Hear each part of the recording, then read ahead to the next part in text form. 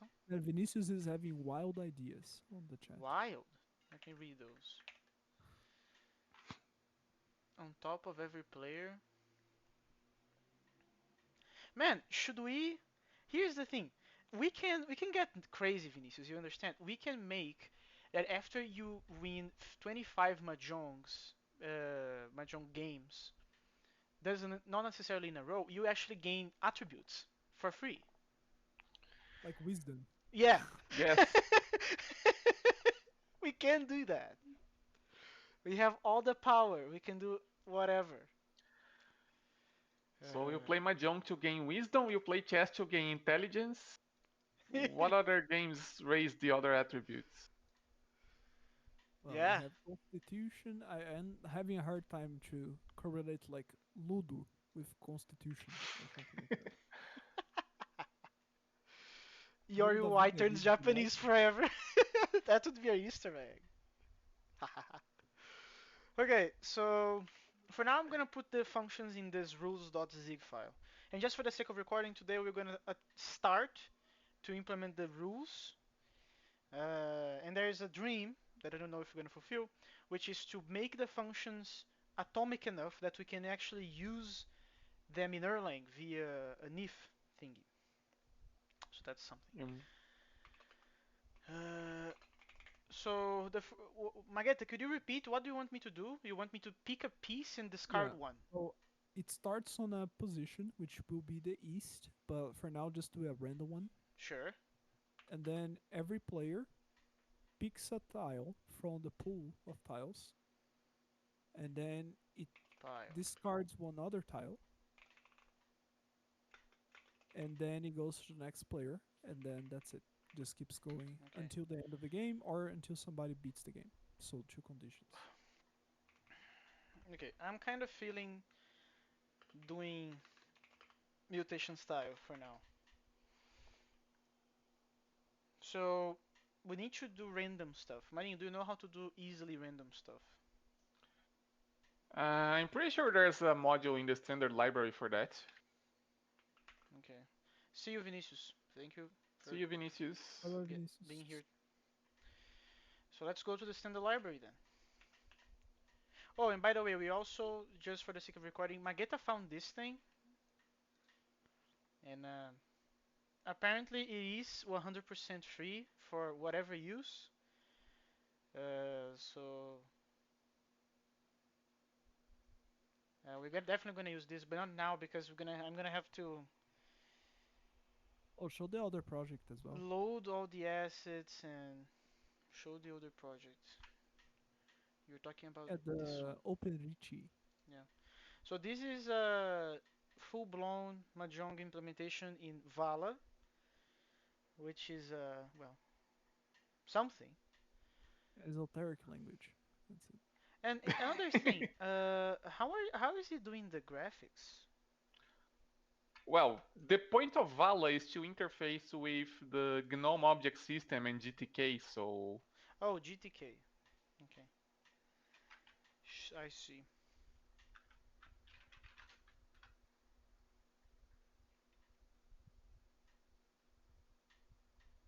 Oh, it's actually there's also SDL. Interesting. Oh, okay. That's probably for window. No, although they're using GTK likely, Yeah, right? there's Oh, GTK and SDL in the thing. yeah, What probably. a weird choice. Like even weirder than our choice. But okay. Okay, so now let's go random stuff. So STD, Zig.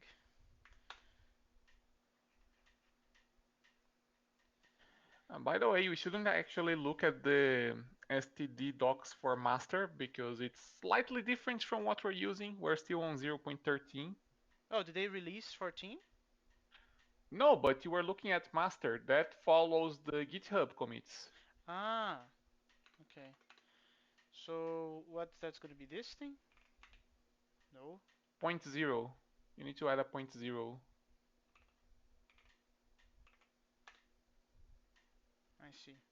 Which, by the way, as far as I remember, Marinho, we noticed that the Ziegler guys they're gonna put tagged unions in 14, right? Yep. Yeah, because that's the only piece that we're gonna miss from the nifs thingy. Okay, so where do I click? Have we done this before? I don't remember. Have I ever asked about random stuff before? I don't recall actually. I'm actually not sure as well. So Uh, STD. Oh, there's an STD random. Okay. there is an STD Ran. random. Yeah, but you need to create a random first. So how do I do that?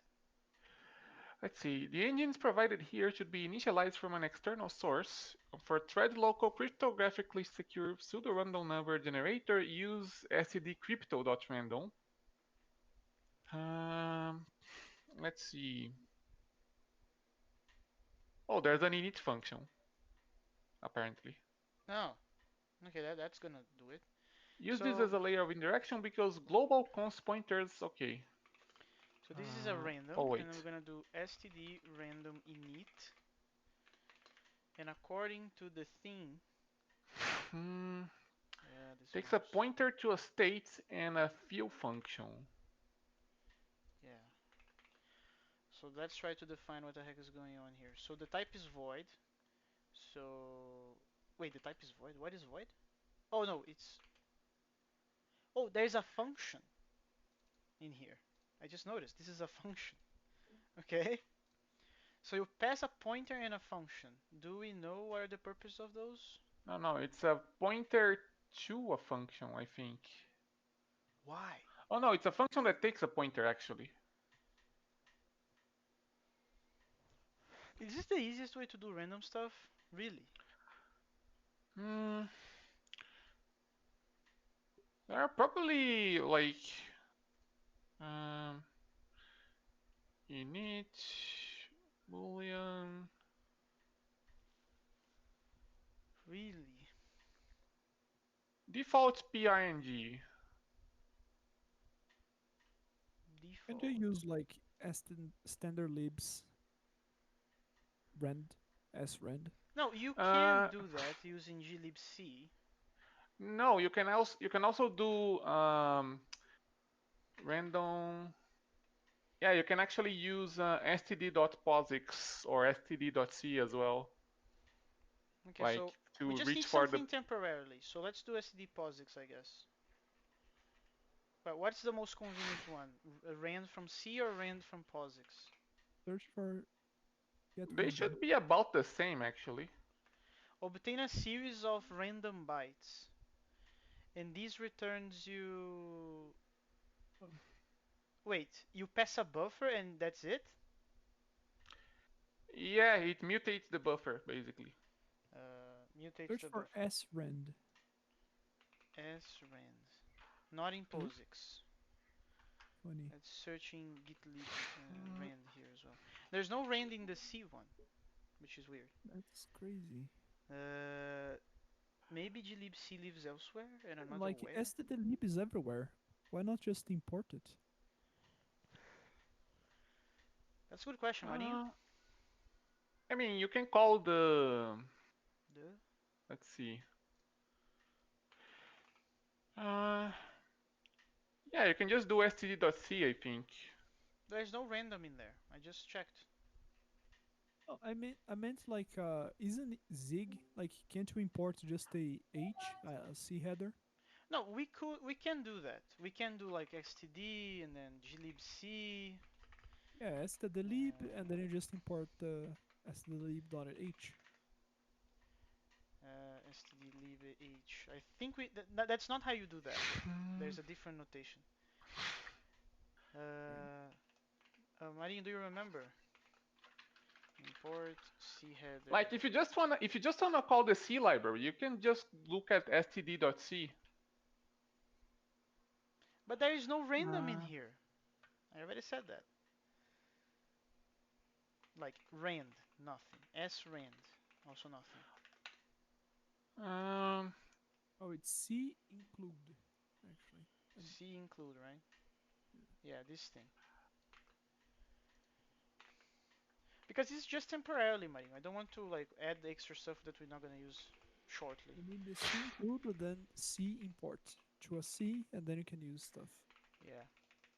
So I need a number. So let's pick random number.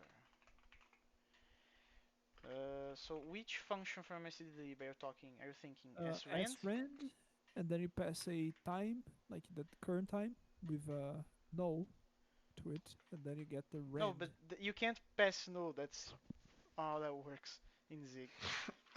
Well, then we Uh, have a problem. You can pass 0, I guess. It takes an unsigned integer as a seed. Yeah.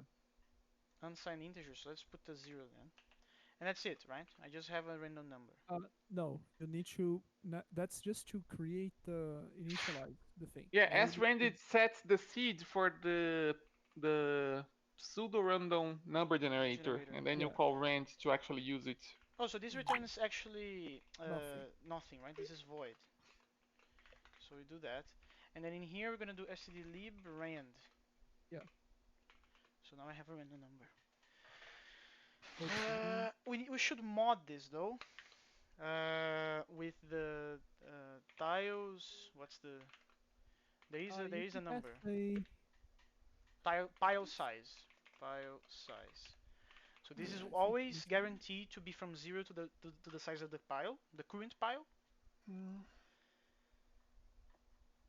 Uh, oh, but this is an array, right, Marin? So the pile is always the same size. Uh, yeah, it should be. Well, Oh ideally well, you should actually use Use them. it should huh. have a loop, no? You mean here? Wait, No, this is a function that okay. only is gonna do what you said. You pick a The loop is player. called in a loop, right? Yeah, we're gonna call this in a loop. We're gonna call Okay, this so in a you loop. need to pass a tile that mutates, and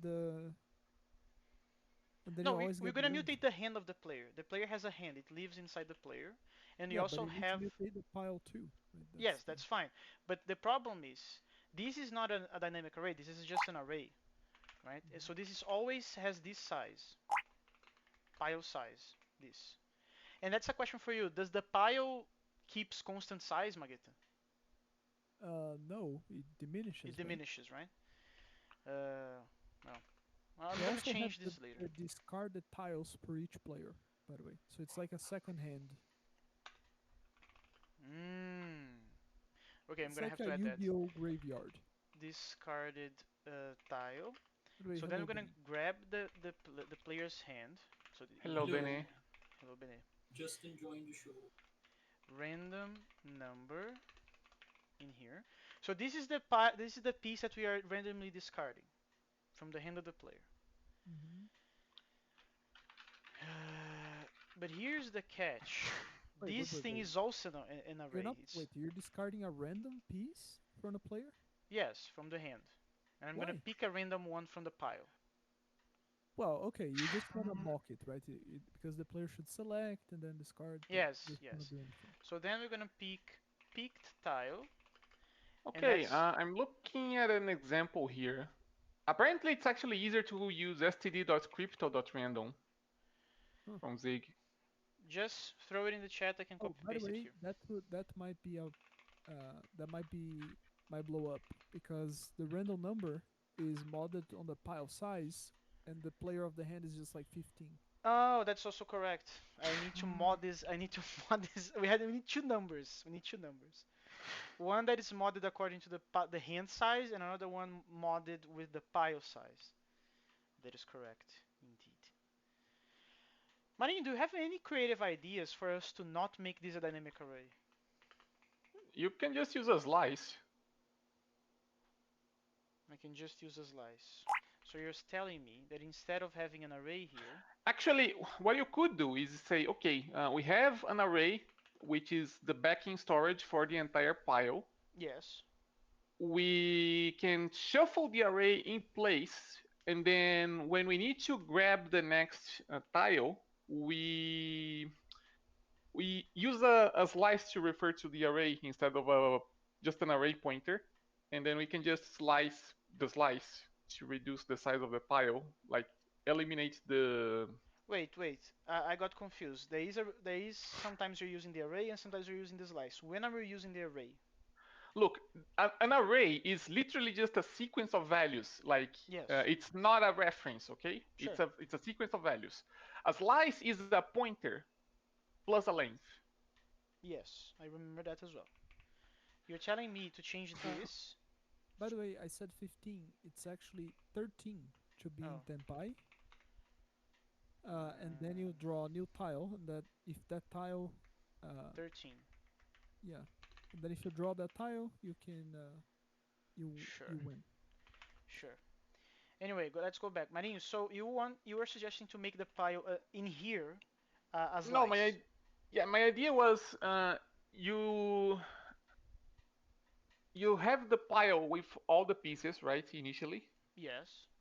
you sort you shuffle it in place once at the beginning of the game, and then you can just draw like in sequence. No. Forget the drawing. There's no drawing. My question is, Mageta proposed for us to make a function that you grab the player and you grab the pile.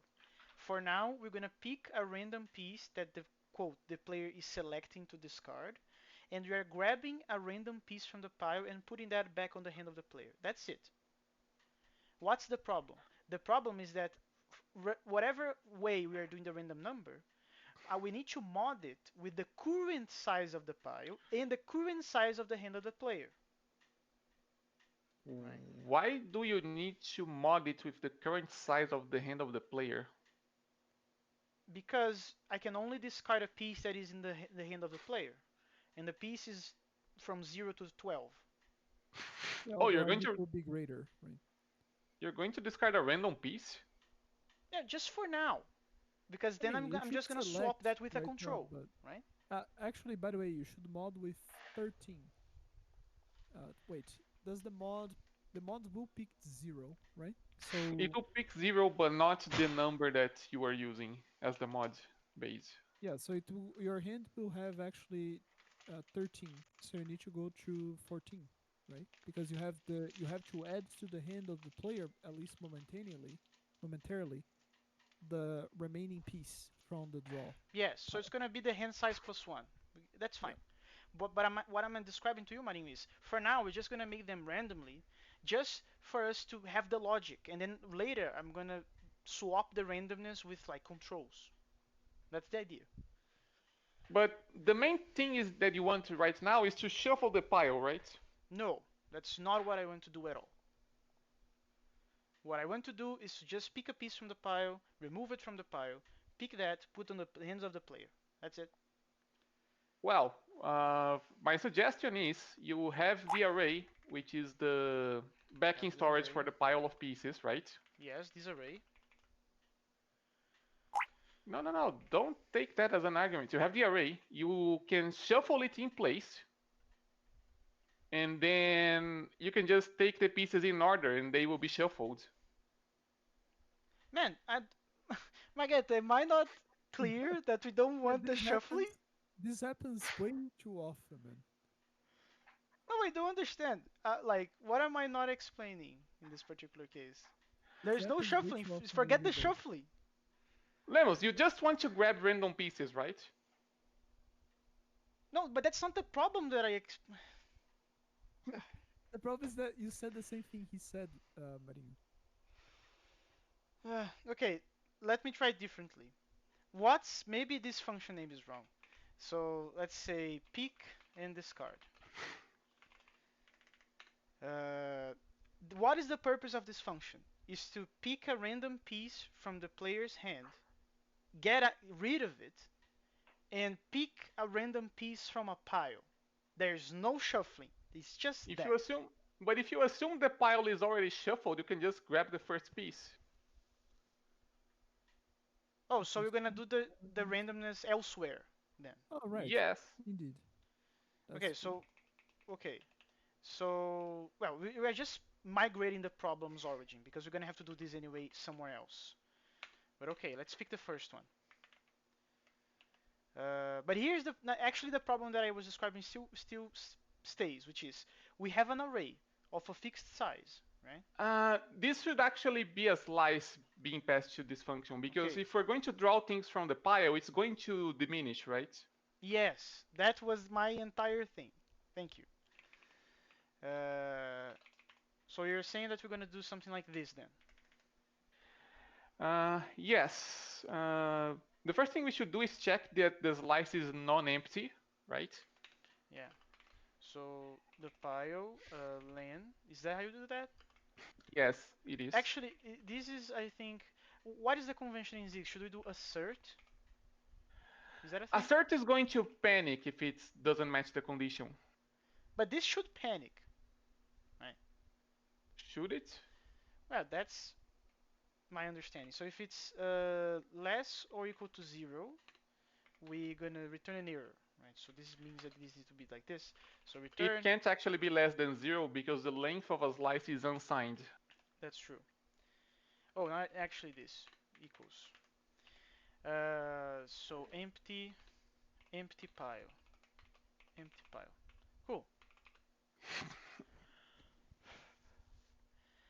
Um, okay, if it is not 0, what we want to do?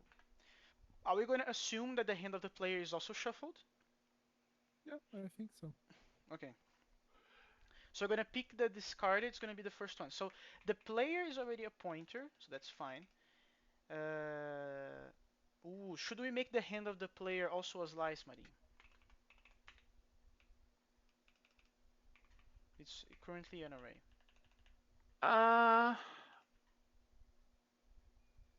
hmm. Probably not, actually. Okay, so we keep it as an array. We're going to pick the first one. So 0 here, right? This is the first one. The picked one is going to be 0 as well because it's also the first one. But I don't remember. Does slices allow me to use this syntax? I keep It forgetting. does. It does. It does, right? You. So then I'm gonna pick the p hand. Actually, the size of the thing keeps constant, right? Because I'm just gonna pick the picked here, like this. We can even inline it, like that, right? Uh,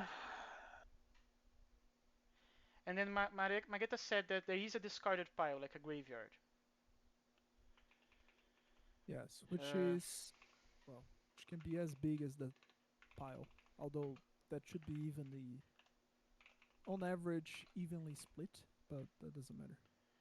Wait, does Mahjong have a single graveyard pile, or each player has their own?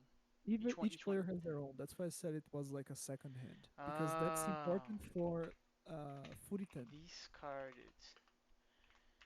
Uh, is there a maximum size for the graveyard? Uh, Theoretically, there is, which is the number of turns. It's probably an equation because it depends on where it started, with where it can end, accounting with each player drawing a tile. You see, Hmm, but that can vary. So just put like the whole size of the thing. That's a waste, but I think that's sure. fine. Uh, No, so we not of also need the to not add of the hand, by the way, not of the hand of the pile. No, no, I know it's on the pile, but this is just for now. I'm gonna change this Okay, number okay. later on when we discover the equation. But I actually can do what you said. So it's tile, pile, size. That.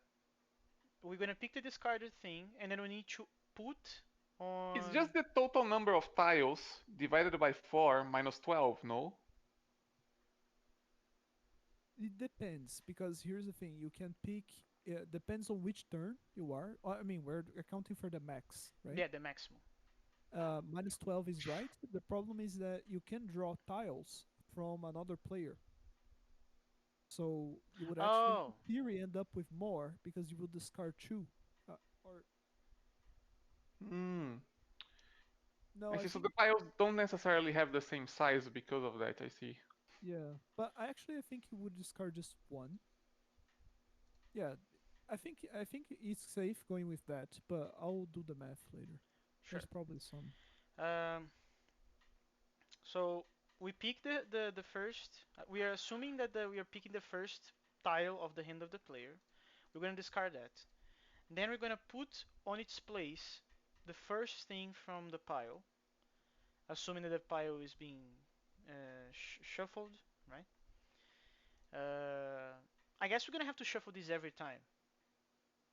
Is that correct? The pile? Why? Why?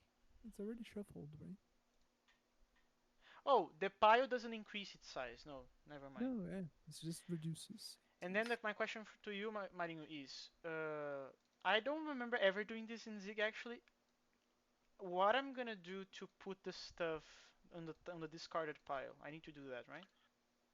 Uh,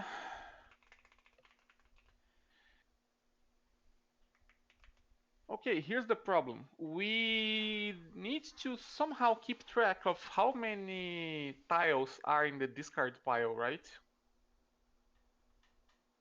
Or rather, we need to keep track of where. Oh, and this doesn't come in here because it's from the player actually now. Okay. We need to keep track of where p dot discarded. Yeah, we need to keep track of how many tiles are already in the discard, right? Because it starts out empty, and we probably need a counter to keep track of that. I have another question for Mageta. Mageta, Hmm. uh, the counter thing that Marin just said, I have a weird feeling. Does the hand of the player decreases and immediately the discarded pile increases? Wait, say that again. Every time your hand in Hmm. Mahjong increases one piece, the discarded pile will also increase one piece.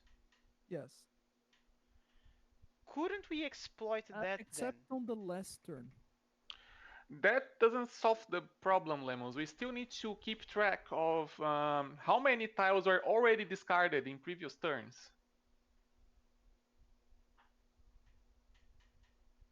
But We can do event sourcing, by the way. uh, uh, I'm Always talking run about both. having a counter for both, Marinho. For both the hand and the discarded. But the hand is always the same size. The hand is always constant. Yeah, you draw one and immediately discard, right? Okay, I see. I see. So let's put a U8 here. And let's say it starts at 0. So uh, we're probably gonna index the thing then. So P discarded counted. Discarded. What did I call it? Discarded. Discarded counter. That's gonna be that, I guess. And then we increase that, right? So discarded counter plus equal 1. Is that it?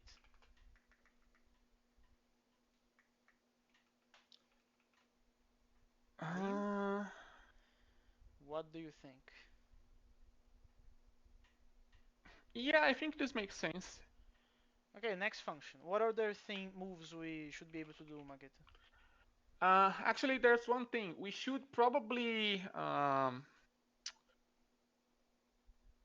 I'm not sure if the proper place to do this is inside of this function or in the loop that calls this function, but we also need to advance the slice pointer of the pile as well whenever we draw a tile from it. Oh, the pile also needs a counter because No, you can just like you need to keep track of the slice. Uh, like there's the actual array of the pile, yes. but we will keep track of a slice of the pile, and the slice points to the first element after the ones that we are already drew from the pile. Yeah, so we need a counter somewhere. Yeah, kinda. It's not really a counter because it's not a number; it's a pointer. But yeah, How to or do I mean, that? it's not a number; it's a point. Yeah, it's a slice pointer. Like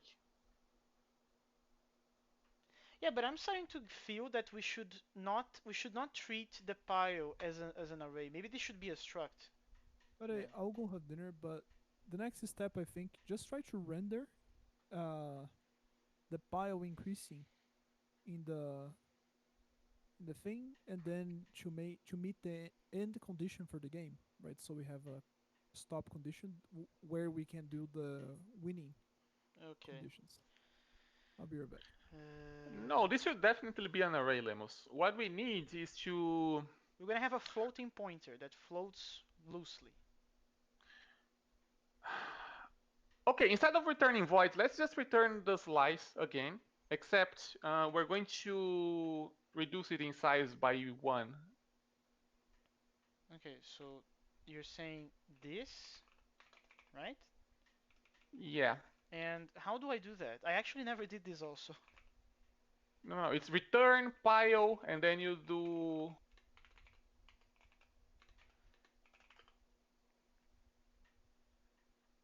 Yeah, pile, and then you do square bracket, and you do 1 dot dot. Oh, like this? I think so. Actually, it's been a while since I Yeah, I messed never around did with this. splicing. I never did this. So I apologize for being a noob. Uh, okay, let's actually have a function main inside rules, which is gonna be the main function that does the game loop then. Hmm, Uh, this will also do error void. slices.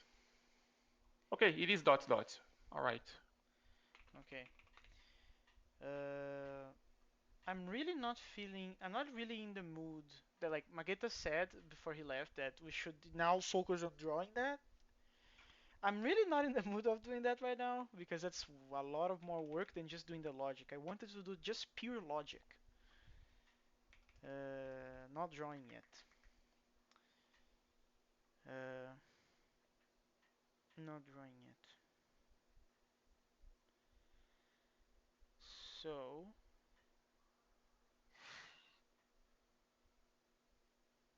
I want to have more players. So let's actually grab a player and throw it in here just for the sake of it. Uh, how can I instantiate multiple of these things? It's like this, something, right? No. Let's actually say four players because that's the maximum, and we're gonna fulfill those with p's. That's gonna give us an array, right, Marinho? Yes, that's gonna give us an array. So player entity in there. Then It should be uppercase, no? yeah, it should be uppercase. That's correct. Thank you, Marinho. Uh, let's do a loop from 0 until I don't know 4. Each one plays once. Uh, and then what we're gonna do? We're gonna call that thingy. So pick. Uh, oh, we also need the initial pile, right? So let's call initial pile. I also did I do this already somewhere? No, these are just drawing thingies, and not very interesting. So we want the pile. We want the pile. Um, so that's gonna be tiles pile then. This is the array. Agree? It should be a var. Well, It should be a yeah, var. it should be a var because we're gonna shuffle it, right? Yeah, now it's actually the time. How to do that? Yeah, you can just get std.crypto.random and there's a Wait a member moment. function No, wait called a moment. Wait a shuffle. moment. No. But I wait a moment. I just noticed that there are quantity limitations on the thingies, right? The pile Quantity size limit. is just a number, but you need to have four of these. I don't know how many X of these, Y of those, respecting these things, right? We have a default pile with. Actually, do we have a default pile with every tile in it? No, we only have the default size of a pile. There is no thing that we can do. Well, we have metaprogramming capabilities, so we should be able to have a default pile. Why not? Let's call it default. Default. I think it should be doable, right? Because we have access to all the possible tagged union thingies. We do. So Actually, we can repurpose the pile size constant. Like instead of just computing the pile size, we can actually allocate. like We can actually const. allocate the array, and then pile size is just the length of that. Wait, you repeat? I think I thought about doing something differently then. Yeah, no, we already have the loop in the correct. Like we have the right loop structure already. Yeah. Um, we can just reuse it, and then pile size is just the length of the array that we compute here. You see? Ah, I see. So you're basically saying we can actually do this the default pile, and then in here we can just do default pile dot len, I guess. Yeah. Okay. So let's do it. So what is the first thing that we are doing? We are grabbing. We're not going to use the total anymore. Oh no, we're going to Mm. do that, right? Ooh. Are we going to keep appending stuff? No, the way to do that actually is to allocate an array of the correct size, a Which we don't var know yet array. what it is. That's what's being calculated in here. Um, yeah, we allocate an array of that size, and then we fill up the array with one, well, actually four of each possible tile, right? Okay, wait. You're basically saying that we're going to have a total here, and this is going to be tiles, tile. Well, only tile, right? Because you're already in the thing. And we're gonna zero Undefined. initialize undefined, like that, and then we do another for loop of those. Let's see. Tile info union for each field. Blah blah blah, and then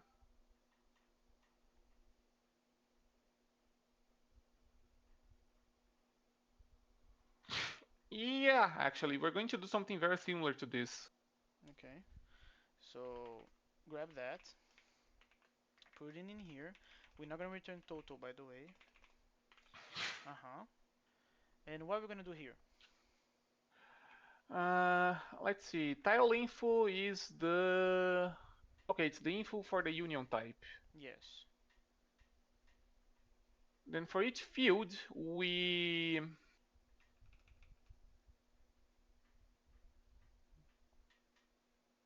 hmm. Each one of those possible values. So like, there's 10 and then times 4. Okay, we need another var to keep track of where we are in the array. Just initialize it to 0. Call Okay, so it, I don't know, index or index. whatever. This is gonna be what? U size U size, yeah. 0. Uh-huh. Makes sense. And then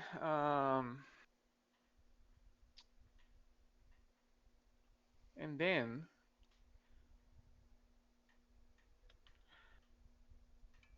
uh,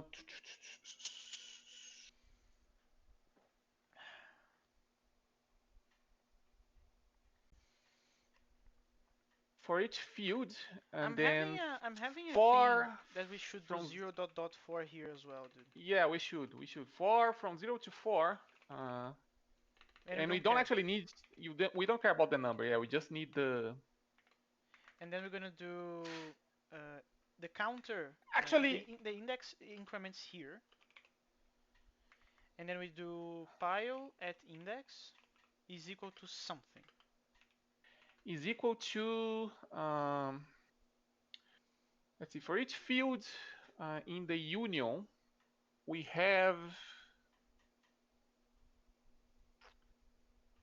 for each field in the union. Actually, we're going to do a nested loop for each field in the union, and then we grab the tag of the field, and then for each possible value of the tag, we add 4 instances of the Okay, thingy so you're to. basically saying that we need to grab this and do something here before, like const const tile, and then we just put tile in here 4 times. No, no, no. We're going to actually do another for loop, a nested for loop. Like it's 3 layers of for loops. Okay, so this is gonna be from where to what? What to what? We're going to iterate over the enum fields actually Okay, so of it's the all field of type. this.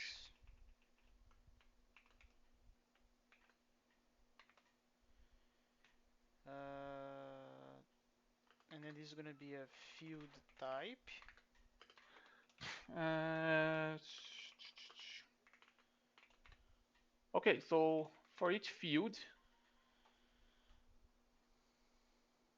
field.type enum.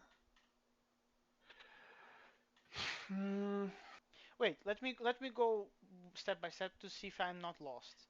This for loop is going over these things. Yes, This for loop is going at each possibility of these things. yes. Okay. Uh, Hmm, okay, so field value in here.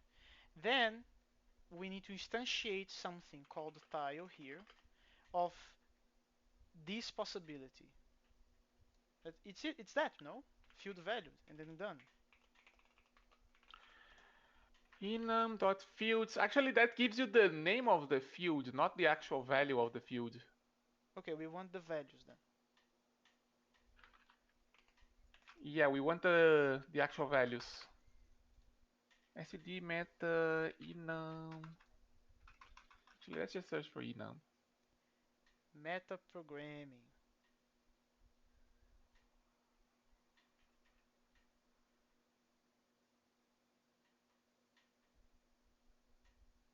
Where is the enum?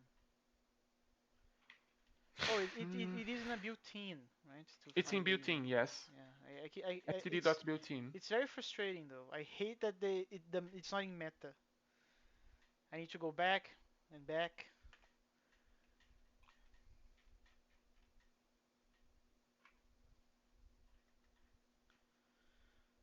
Yeah, std.builtin.type. If it's meta programming, then why no one at Meta uses this? Huh? Tome. As my friend Benet would say. Hmm, Literally debunked by logic. amazing. Oh, here, this thing. Oh, isn't it declares? Uh, no, it's actually Oh, not. there is a value. No, there is a value. Look. No, no, no, no, no. That's for the. We just need to use the Uh, built-in that from a number gives us the alternative in the tag, no? let's see. Oh, that's fields. Yeah, we can use the fields. Type enum fields. Yeah, we just need to grab the um, enum from int. There's a built-in called enum from int we can use. Enum from int, and this is field enum But value. Done. that's not quite it actually, because we also need to construct the union. Like that's an array of tiles, which are union types, right? But the thing that you call tile is actually just the face value of the tile. It doesn't include the suit. That's correct. How do I do that? I already forgot. Uh, well, we have the union field out from the outer loop. We can use that, I think. Let me just Just copy from built-in zero though. We did type that in there. union. There's the tag type, there's the fields, and there's just the name actually. But dude, we are doing that in zero. Can't we just copy paste? I think we might actually. Might be able to. Let me just check here. Uh, this would be the decoder, I think.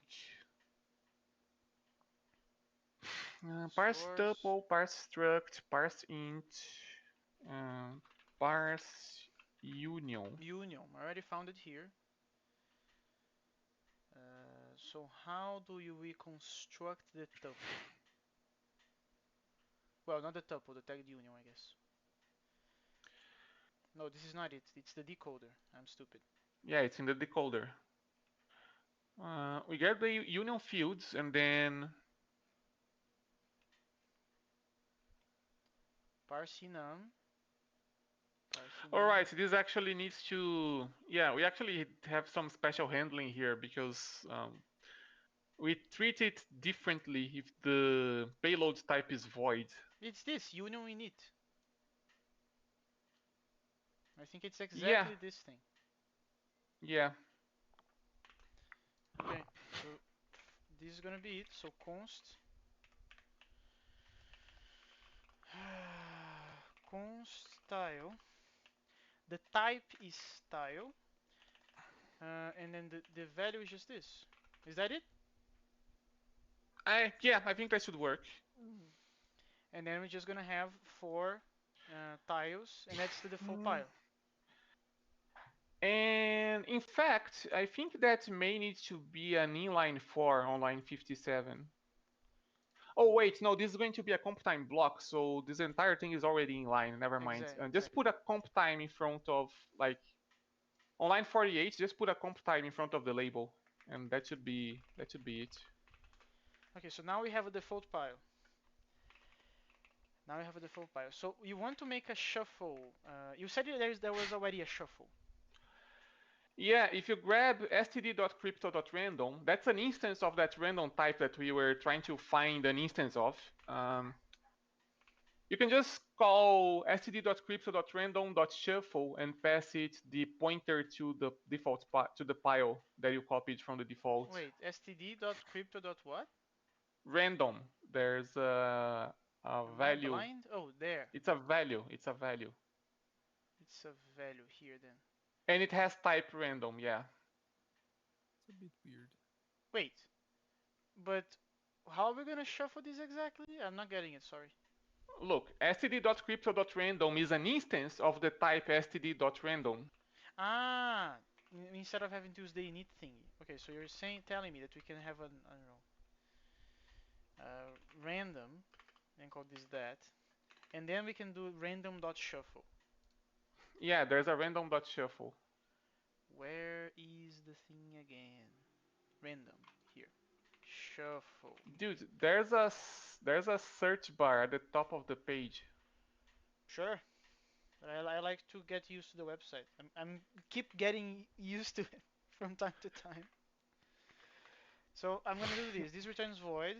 So I'm gonna do that, and then I need to pass a pointer. This is the buffer, right? So it's gonna be address of Pointer to, pile.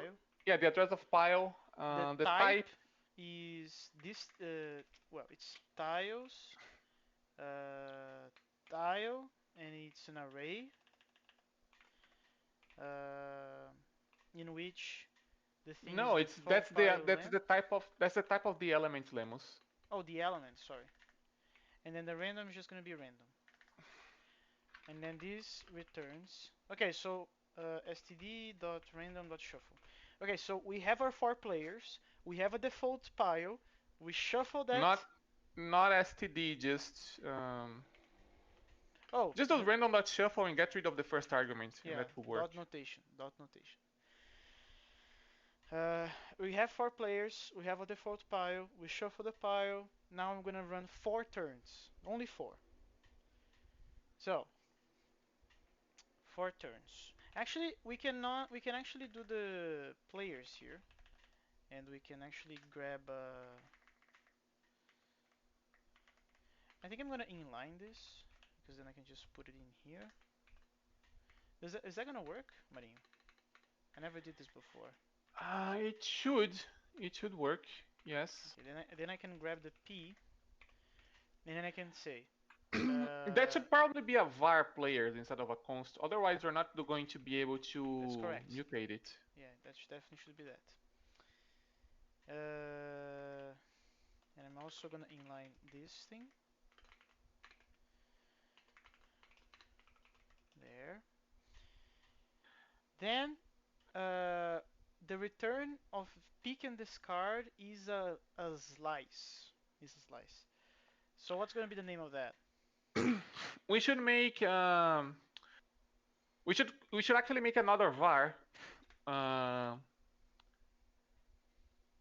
uh, Current? No. yeah, current. Yeah, current. It could be current, and then we say it's the address of pile, but we actually need to coerce it to a slice. If you just take the address of pile, that's an array pointer.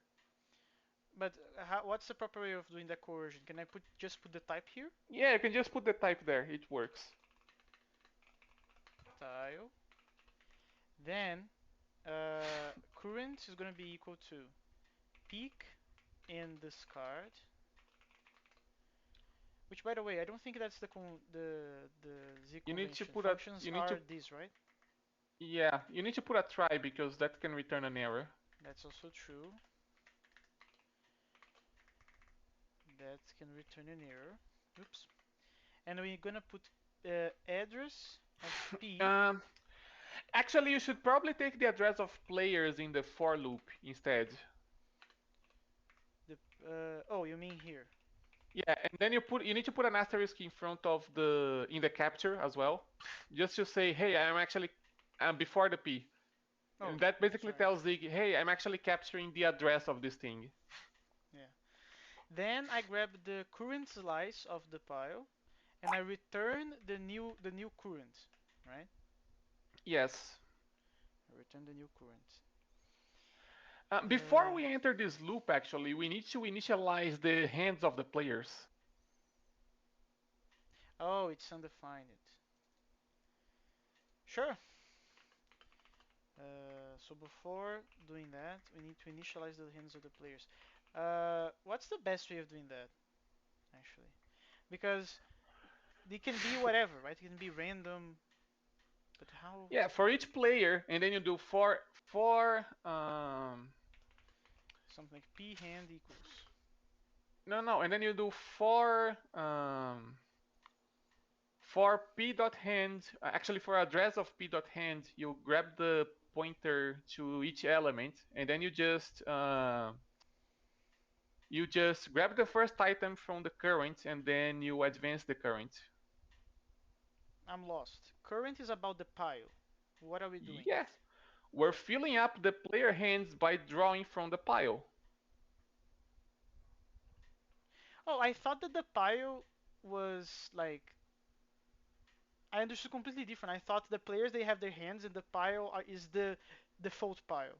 But actually it makes sense. The default pile needs to be decreased to fulfill the player's hands first. Yeah, we should put that loop after the declaration of the yeah. Okay, so this is the pile stuff. And now we need to fulfill the hands. So what did you say? Inside of this for loop, you do for address of p dot hand, grab the address of the tile, and then you just do something kind of like this. Let me actually write this out. For address of p dot hand. Oh, I think I know what you're talking about. I think.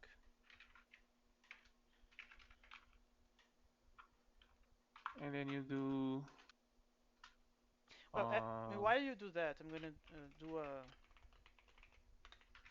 thing, another loop here. This doesn't need to be a pointer. I'm not gonna mutate anything. I need an std debug. Yeah, that. And I want to put something like 0 dot dot, and then there's yeah, the something like index. this inside of the for players. And I guess D, then index P.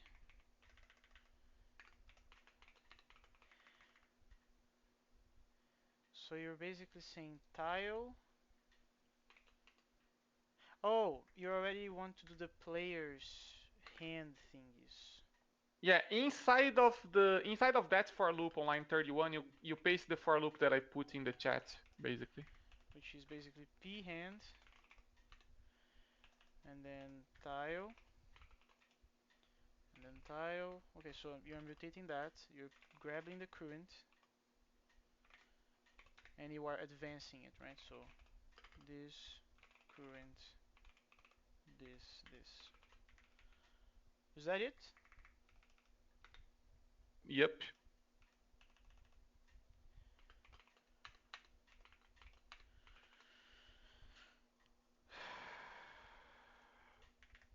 And then I'm just putting the thing to see the everybody's hands.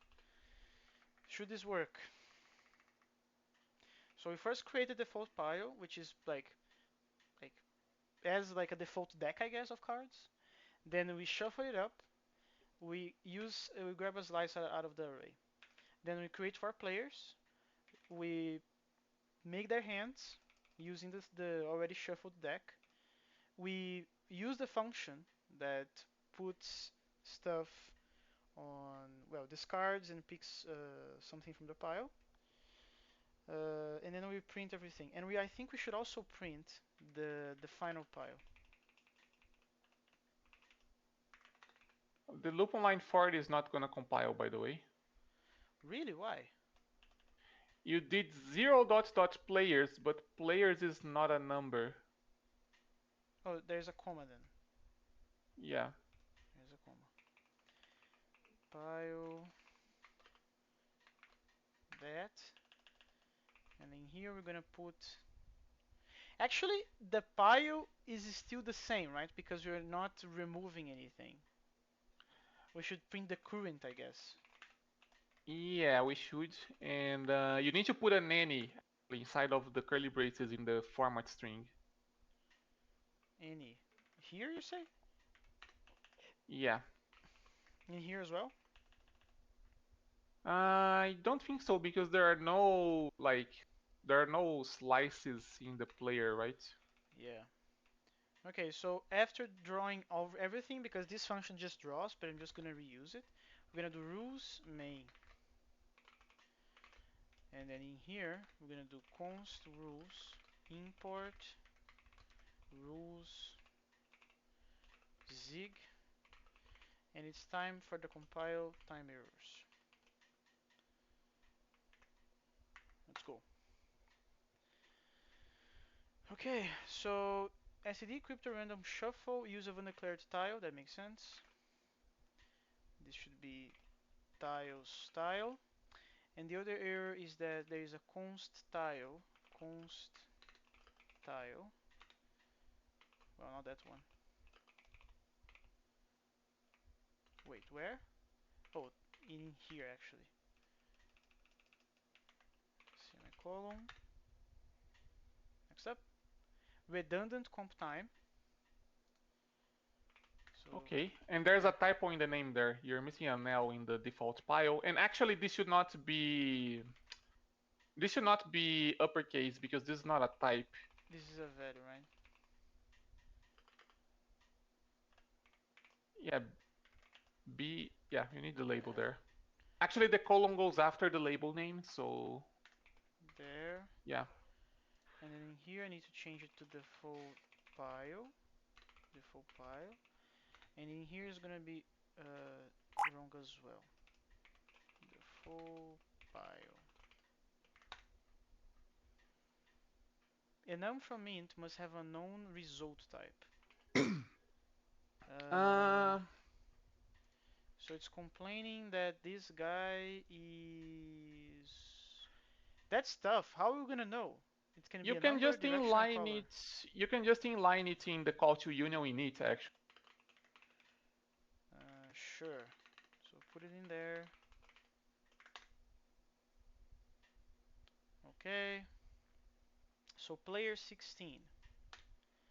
It's complaining about the tiles pile size. Oh, there's no Oh, pile size. you can just say pile size is well. Well, we can also no. I know what what you're saying. We can just make that constant inside here. That's nice. Okay, so pub const pile size is the full pile len. Pile size. Next.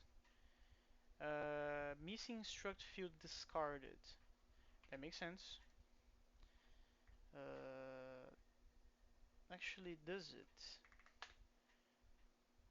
Does it? Does it? I think I'm gonna make this empty in the beginning because it's an array. Should be able to do that. Is this the one that you do dot? That's not gonna work because this is an array. It needs to have a fixed length, actually. Oh, I keep forgetting. The syntax for that is this right.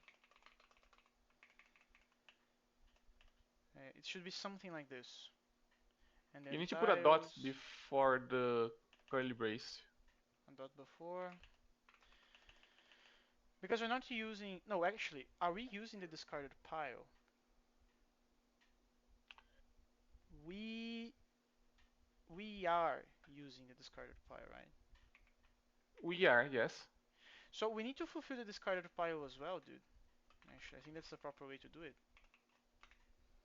You can just make it undefined to begin with, because it's technically empty at the start, right? Because the discard counter is 0. Yeah, no, remember that. Uh, Wait. Oh, undefined. Not there though. We should actually put it in the place we are initializing this thing. So it's here.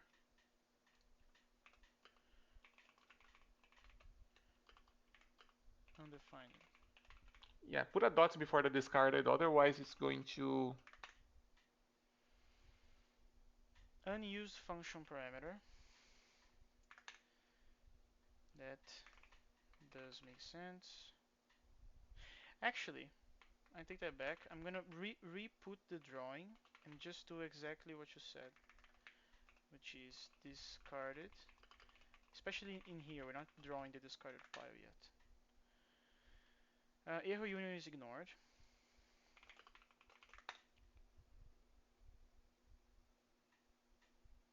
And it failed miserably. How cool. Okay, stuff happened. Ooh, look at this prefix. Uh, Oh, actually, I think I know what may have happened, actually. We are trying to print the discard in its entirety, but it's partially undefined, right? ah, that answers it. So let's just dot the hand.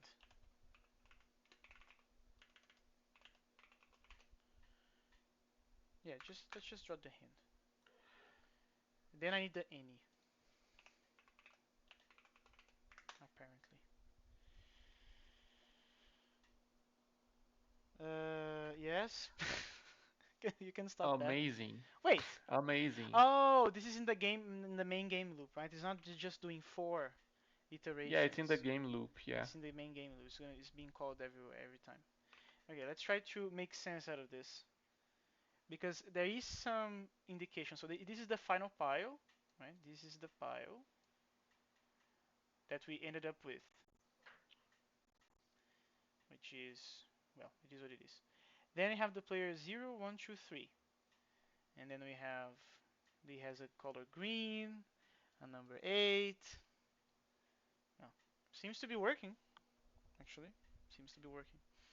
Now, what do I want to do? I want to glue together the buttons from this thing and the choice of picking that. You know what I mean? Yes. So I kind of want to do it like that. Okay, I have a gameplay question. Are we gonna have a commit button, or you click and you're done? I think you just click done. Okay. Okay. So let's think on how should we do that. Um, Mm, this thing we need, right? We need this to be done only once. This can't be in the game loop. you know, we should probably add another field to the player for the current piece. that it has just been drawn because it needs to be visible to the players so they can click it, right? Wait, I don't get it. Why is needs to be different the piece that he just drawn? Because you draw the piece, right? Yeah. Now you have more tiles than fit in your hand, so you must discard one. But the way the code is written, we don't hold that tile that you just drew anywhere. And we need to hold it somewhere to draw it on the screen. But wait. Oh, you mean when in the stage that the player has too many pieces and he's obligated to discard one? Yeah, when it's the player's turn, he draws and now he needs to discard, but we need to be able to actually draw the piece that you just drew, because that's also an option. So drawn piece, drawn tile. Oops. Yeah, and that should be an optional because it's going to be no most of the time. So this. Wait. Yeah. Yeah, that. And this is uh, none in the beginning. Yeah. So we need also to change this function.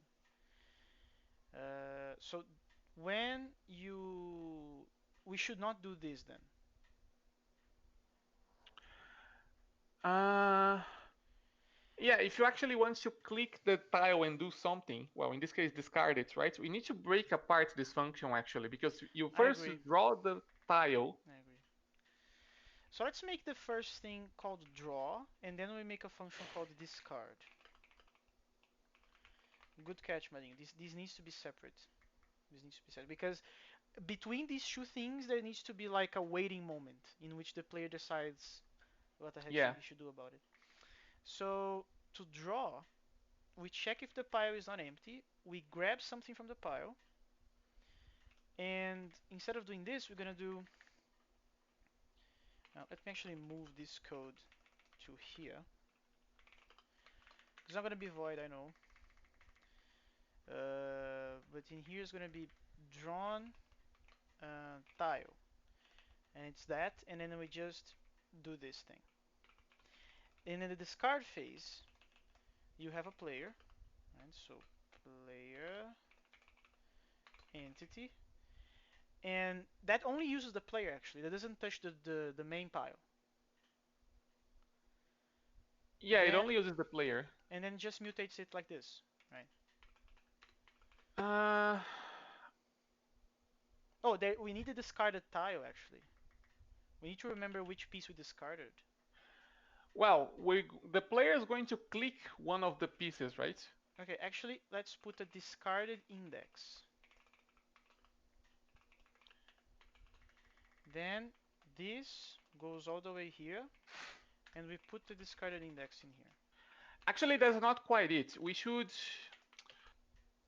because here's the thing: you can discard anything in your hand, and also the piece that you just drew, and you may choose to discard that, right?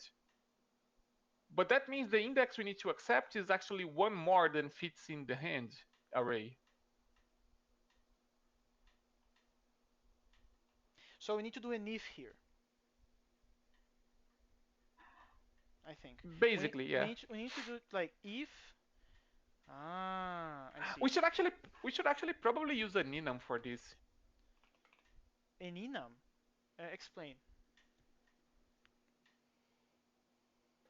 Basically just for type safety, because if we just use a use size, right? There's a huge number of possible values that actually don't matter and are in fact wrong. So you want to do something like similar to what we did with number in here? Uh, yeah, kinda. We don't need to actually. We actually don't care about the labels for the thingies. We just. But yeah, something similar to this.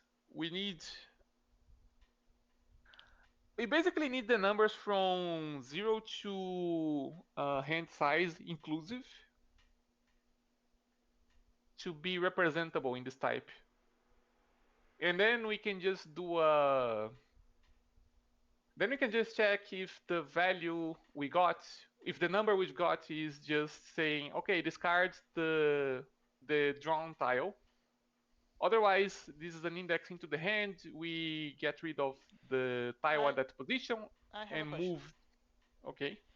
Uh, but we know the maximum, well, the size of the hand. It's 13, right? If it's inclusive, it's gonna be 14 possibilities, I guess. But Yeah. I think we're gonna have to do comp time stuff for that, no? To create the enum out of this number. Uh, why? No, because if I change this number, the enum values also should increase or decrease. That's why. Remember, we don't know all the, like, only Magetta knows if like Japanese Mahjong is 13, but maybe the other Mahjongs it's not. Hmm. I don't know actually. I just know Japanese. Yeah. But assuming that is a possibility, we would gonna have. Okay, so here's my proposal.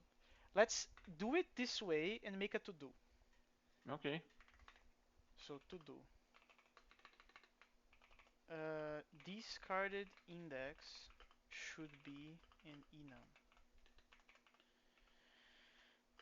So let's actually grab the hand size, and in here, if discarded index is greater than the hand size, that means that what we are actually doing is the p drawn tile, else it is that. Then we grab the discarded tile, we put that in this discarded tile, we put it in the discarded pile, and increase the discarded counter. That's it. Cool.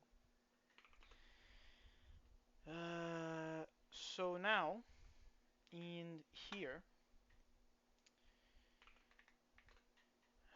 what's the best way of doing this? What's the best way of doing this?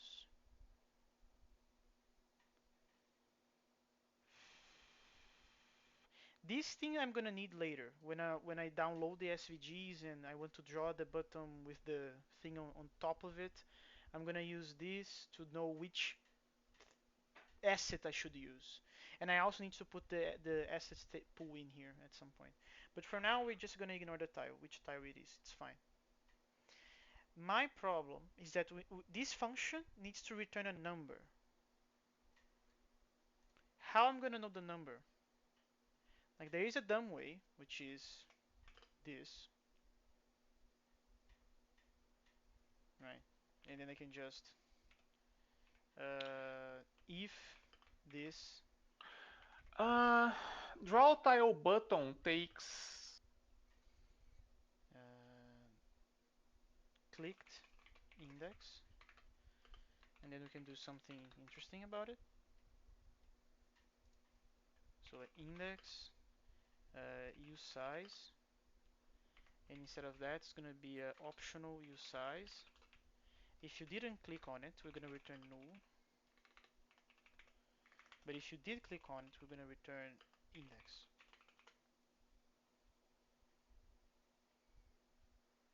And then in here, I know exactly which piece you clicked. I know exactly. So then I can call rules discard.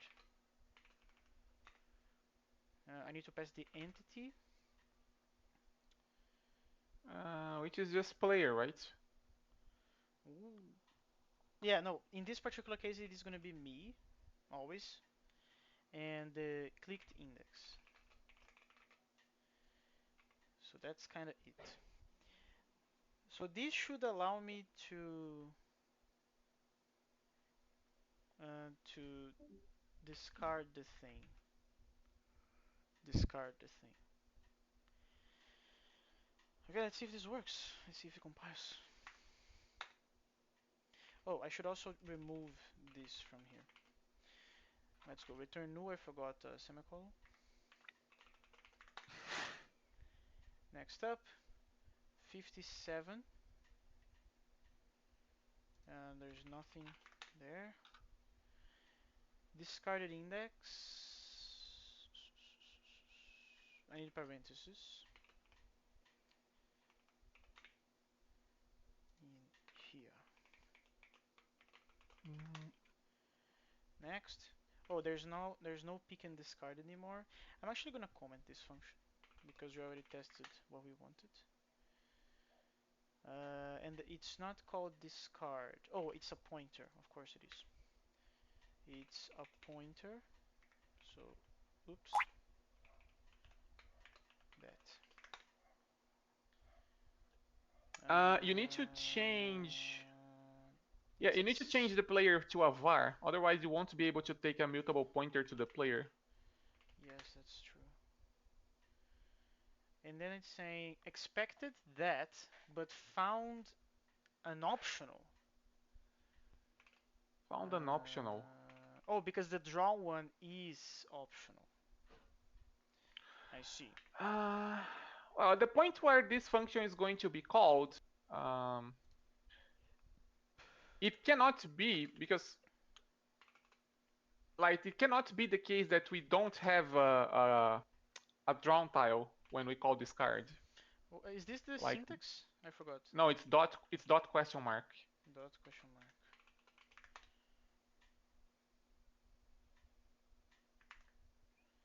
Okay, there's another problem. I didn't even have to test to notice it, which is this is happening every time in every frame. That means that every time I am creating this, and actually I need to populate my hand, by the way, so that would explode phenomenally. It would be very bad. Also, we need to draw the extra tile on the screen as well somewhere. Yeah, no, the drawing I'm gonna do after we check that the logic is actually working as expected. Let's populate my hand. Thank you. And I also need the deck in here. I also need this thing.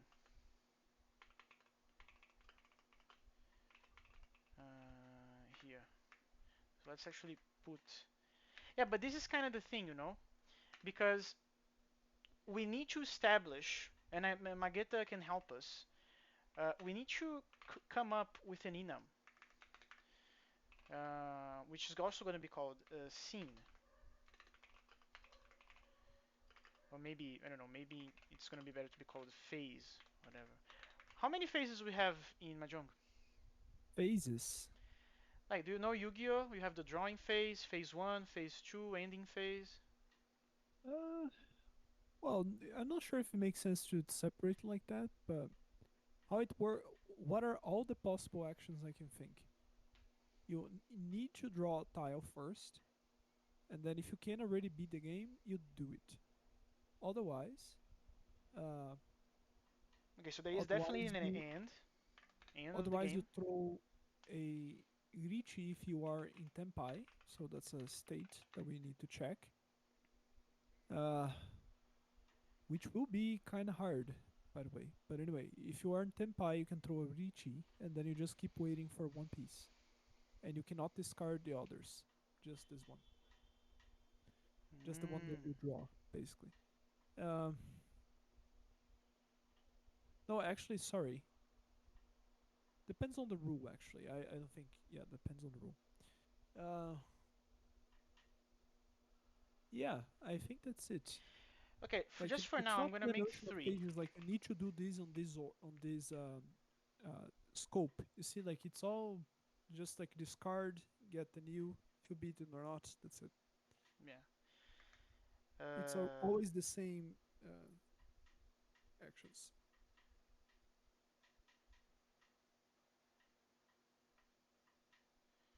okay. Actually, I made the wrong question to you because there are stages of the entire game as a whole. Like if someone won, the entire game is done. But I want to know if there are phases within each individual player's turn. Those are two different things. Phases in each individual player's turn. Yeah. So for instance, again, Yu-Gi-Oh terminology here. The game ends if someone goes to 0 points of life. Right. That's the thing. That the entire thing ends.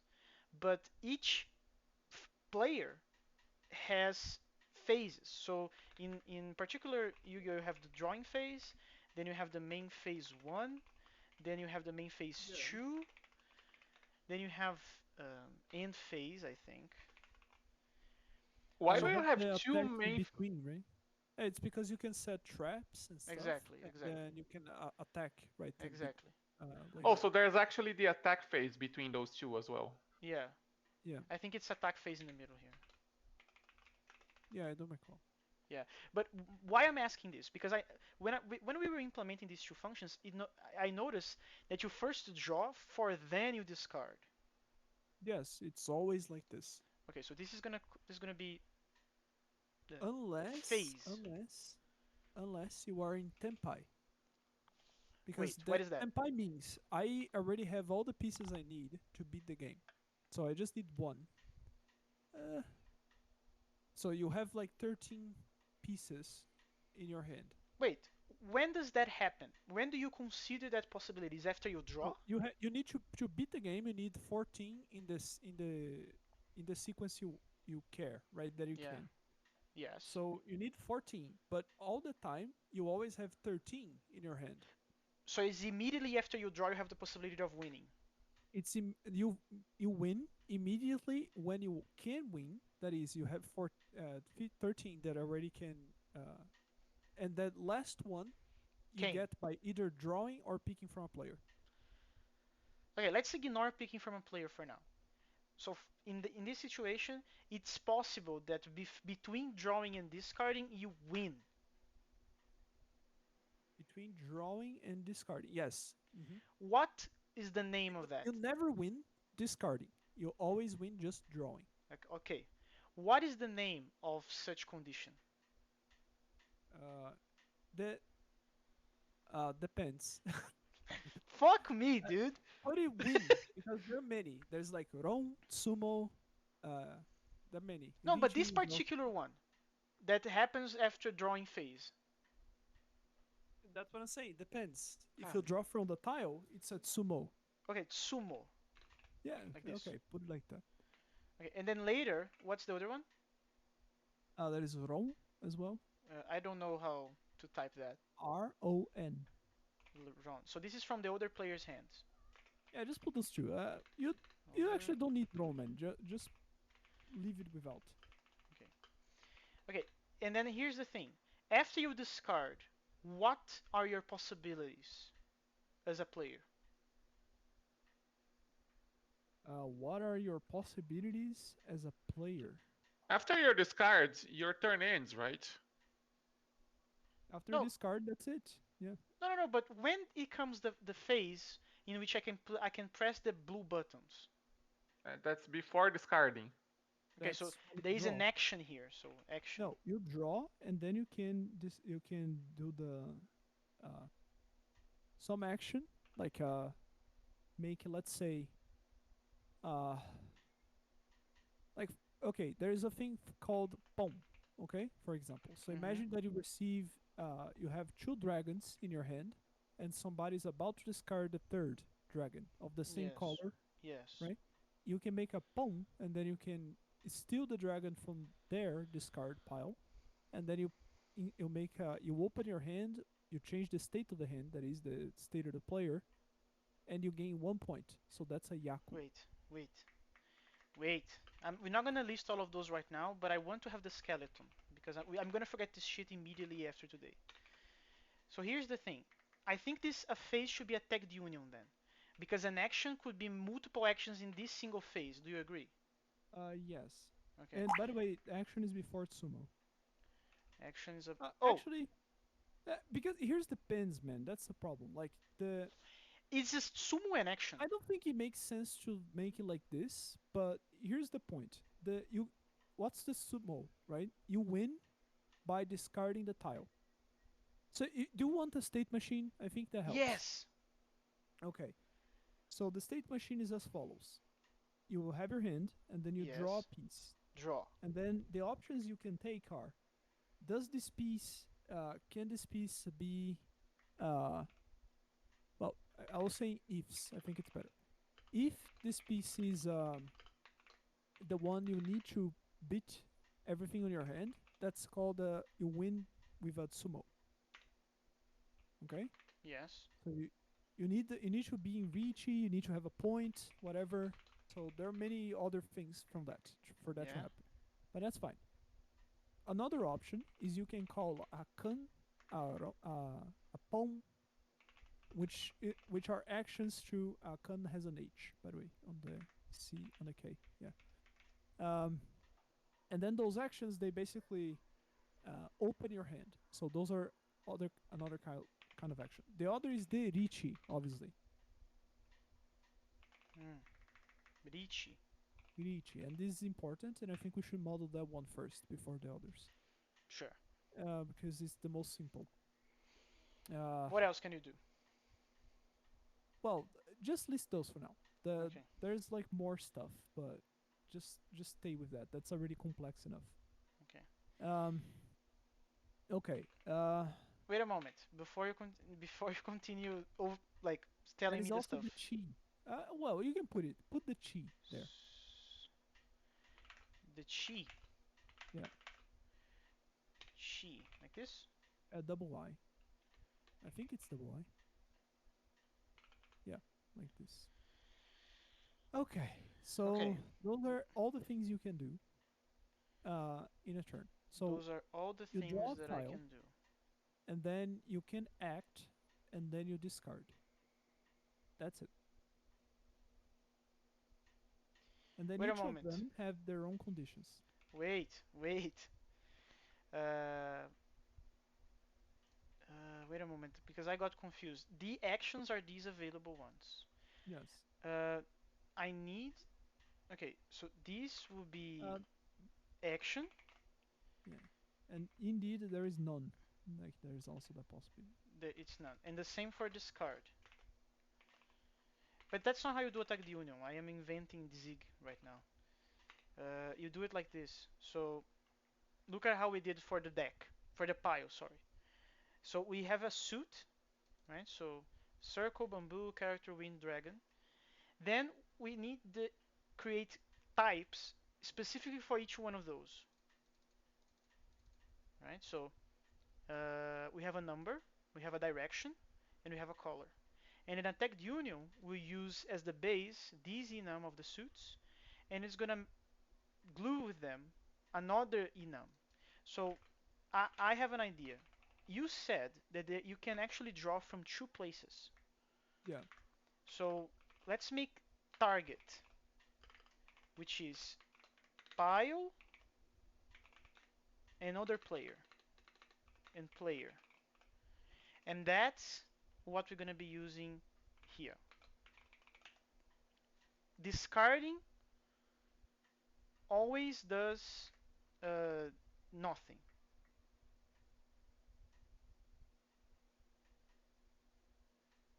Discarding always does what? Nothing. Uh,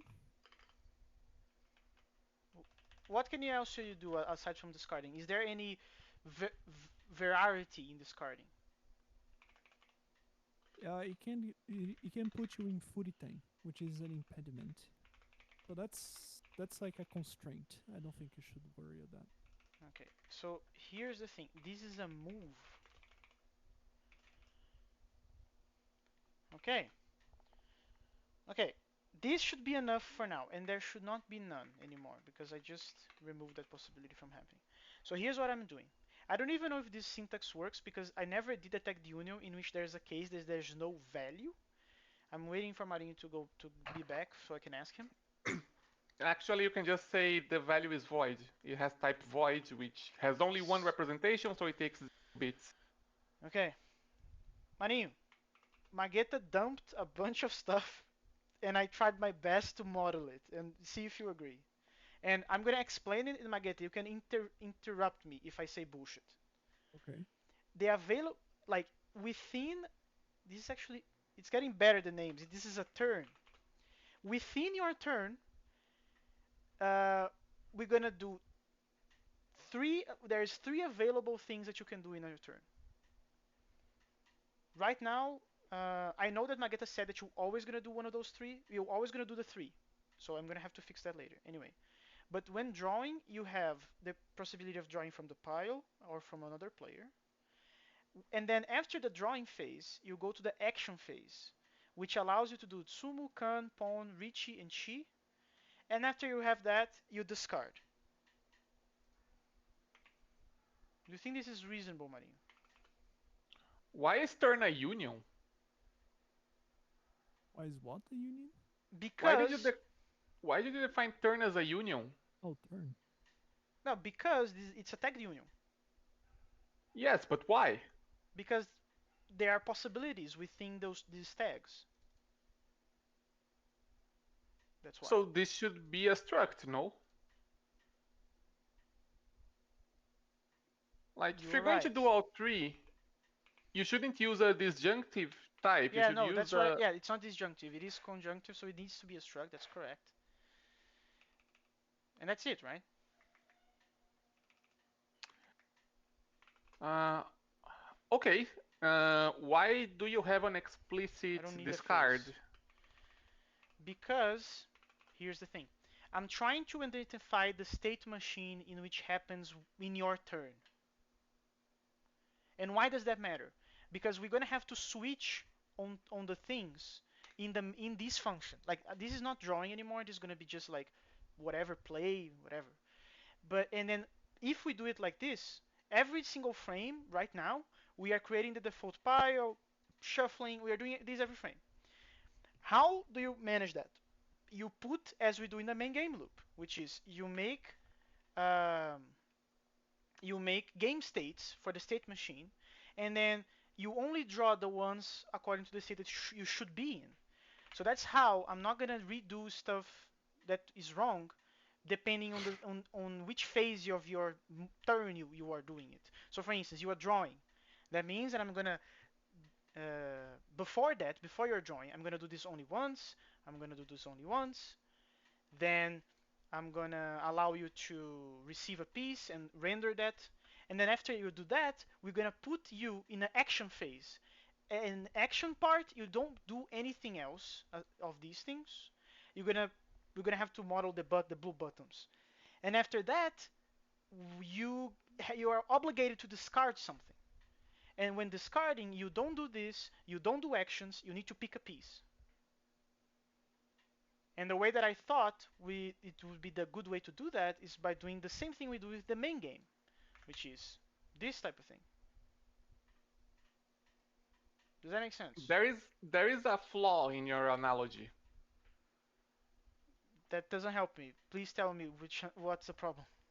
What's the type of the scene? What's the type of the what? Type Game of this. state.scene. What's the type of that? This is an enum. So why did you start with a union? Well, I started with an enum, but then I noticed that Magneto started saying, "Oh, but uh, there's many things that can be actions in the game." And I did my best to try to collect them as he explained it to me. That's why I asked you of your opinion, Manin. Uh, What's the best way that we can achieve the same result that I just explained, but doing it correctly? I'm not saying a struct is the way or a tagged union is the way. I just did whatever. yeah, no. If you want to model the steps of a turn, that should be an enum. There's no payload. Like if you are in the draw step, you can choose what to do, like draw from a pile or steal a piece, right? If you're in the action step, you can choose an action, and then after you reach the discard, you just discard a piece. Like there's no payload. This is just keeping track of where you are in the turn. So it should be an enum. So it's just this then. It's just what is on right now on the screen. Yes. Okay. And we should So probably model this at some point later. We should probably model the waiting that we do in between turns, right? Because after we do our turn, it's the other player's turn, and then we have to wait, right? yes, but that's when we start thinking about multiple players. Right now, we're gonna play alone. It's fine. It's fine. I just want to see how we're gonna do that. So that means that there must be another state machine within this one. So we need to put that in the game state now. We need to put that in the game state. Cool. These functions, they should not live here. They should live in player. Boom. There. And I'm gonna comment them back again. Okay. Uh, where should we? Let's put it in here for now. So there will be a struct const called Mahjong state. So this is the state machine when you are just playing Mahjong. That's it. So what should we have in there? We should have players. We should have yourself. So player. Um, how many players? It's always four. It's always four. And this is player entity. Uh, U is a player entity. We need a pile, which is tiles default pile. This is not the type. This should be this thing. What else? Player Points, should right? be, by the way, player should be a U2 actually. Wait, what? Player should be an index into player saying you are player 0, 1, 2, or 3, right? Ah, you're U2. you true. That's correct. There are points, right? Magetta kept saying, mentioning points before. There are points. Your points, I guess. If that's the case, maybe we should actually have the points in the player's struct. Magetta, do you have points or you just win or lose? We already have points in the struct. No, it is. How many points that you have in your hand that enable you to win the game? Oh, I already did the state before, an attempt in the first session of Mahjong. But that's not gonna be here anymore. Yeah, it's not gonna be here anymore. Uh,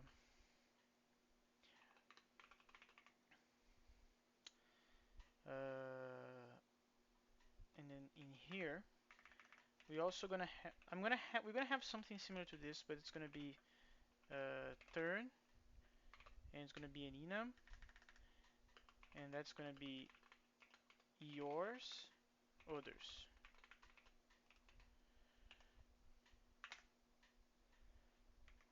Yeah, so there's that. So we have everybody else, we have ourselves, we have the pile, and we have, if it's our turn, so ours, others. What else are we missing? What else are we missing? The points of the player live in the player, right? So Yes. any discarded pile lives in the player because each player has their own discarded pile. Your hand lives in the player. So I think that's it, right?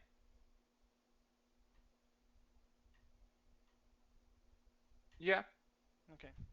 So now we're gonna make a function, which is gonna be the main thing. So this is the real main. You receive game state, and for now it's gonna be void for sure. So the first thing that we should do is check which turn it is. So switch, well actually not switch, if game state Mahjong turn equals hours, we're gonna do something, and if it is else, we're gonna print to the terminal for now because we're not gonna model this yet. Others turns is not yet implemented. Okay. Here, we're gonna grab ourselves, so us, Uh, game state, Mahjong, players, game state, Mahjong, player. So us. Then we're gonna switch on our. Yeah, I think the player should know which part of his turn he is in. Do you agree, Marin? Yes. Okay, so phase, and that's gonna be Mahjong. Which name did I? Wait, this is already here. Oh yeah, yeah. So you are here. So let me put you up here. Okay. Phase. And let's say that you start with draw.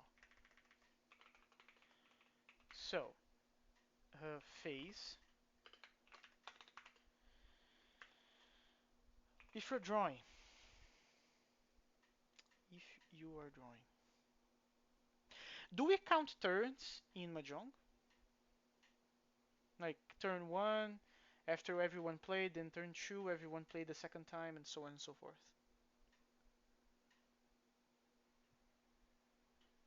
Hello. I don't know. That's fine. That's fine. So here, what are we going to do? Okay, here we're gonna say you you are supposed to draw. Then the other thing is action. We need to save, well, not save. Then we're gonna have to, here we're gonna have to draw the buttons and they're gonna return values of the other enum and we're gonna have to switch on that.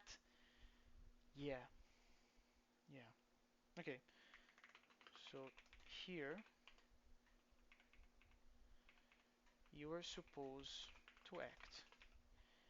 And then finally, discard, which is gonna be what we're gonna do now. Believe it or not. Believe it or not.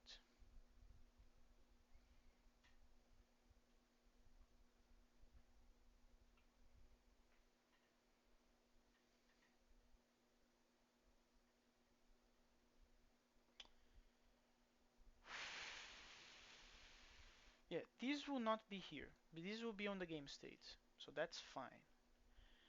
My problem is this thing.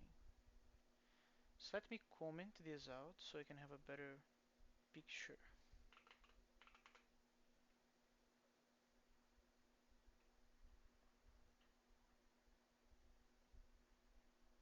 Actually, here I'm populating the buttons of the player as well. This will also happen in the game state. This will need to happen in the game state actually. So what will actually happen here is only what's happening down here. So I grab the width and the height of the screen. I draw my, I grab the initial position. This is all for drawing. Then I'm gonna draw this thing. And if I clicked on it, if I clicked on it,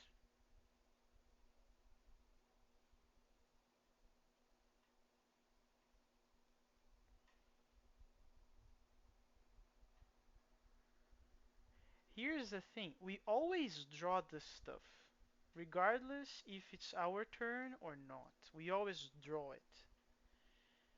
So my understanding is that this 4 needs to happen with this. Do you agree, Marinho? Yes. Okay. So I'm gonna grab this thing. I'm gonna grab that. And I'm gonna put it in here. I'm I'm gonna put it in here. Then this gigantic if is actually that if up there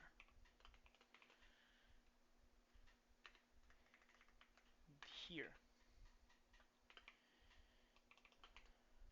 and this if is actually inside here.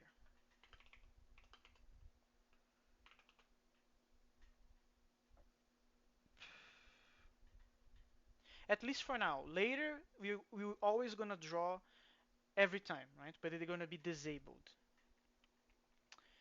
They're gonna be disabled. And actually, we can just do that, no? We can just, in the else, we can always draw it. And it doesn't matter if you click on them. Doesn't matter if you click on them. So copy that, throw it in here. We don't care about the result in this particular case, so I'm gonna do underscore equal. There. I'm gonna do underscore equal. Um, Something else that I noticed. Where is P?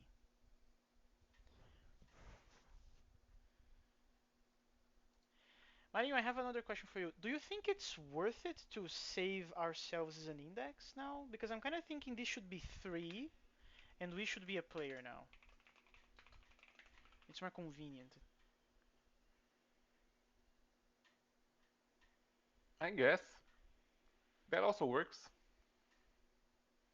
Okay, so in that case, it's gonna be this, and we discover which phase we are right now. After we know that it's our turn, it's our turn. If it's not our turn, what should happen? We need a P. We need a P. So let's do that. Game state Mahjong player, and then here P. Yeah, that works. Man, this is exciting. We are kind of getting there, believe it or not.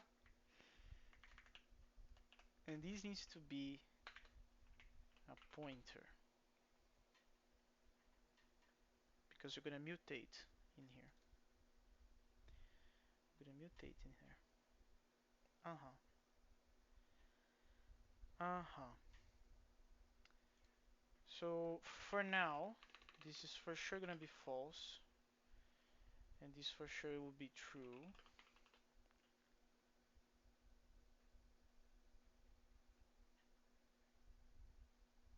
Nah, it's actually better to do it in here, I believe. We need to do tile buttons I disabled false, and the opposite in here. And then this can go away.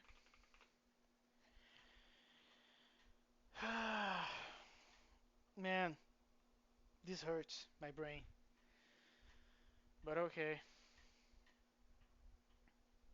But okay. Well, if we're gonna do that, we also need this because I'm assuming this is being used somewhere. Oh yeah, this is being used in there. Cool. And then we always draw the other players. We always draw the other players. Is that it for this function? Marin, do you see any problems? Mm,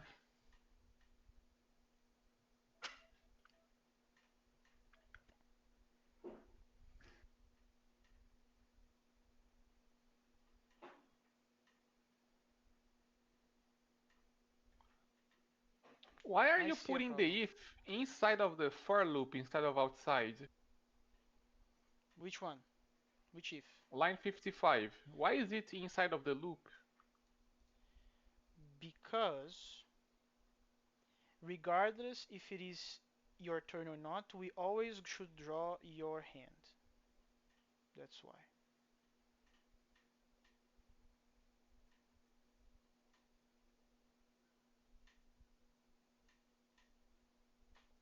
And the difference is that while drawing your hand, if it is your turn, you can click on stuff.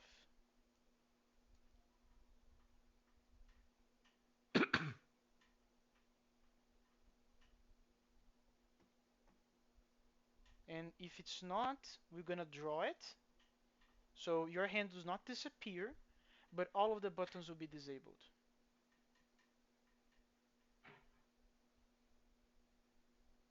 Does that make sense to you?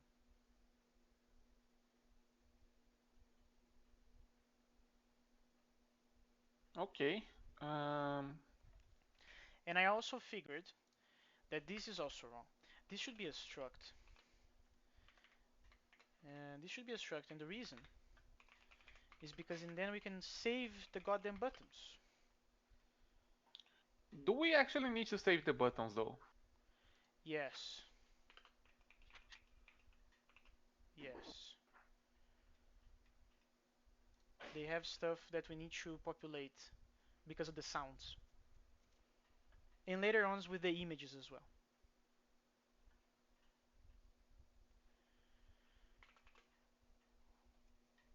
Which then begs the question: are we gonna allow the buttons to have images in them, or we're gonna draw the images on top of them? It's a good question. Very good question. And I have no idea. I actually have no idea.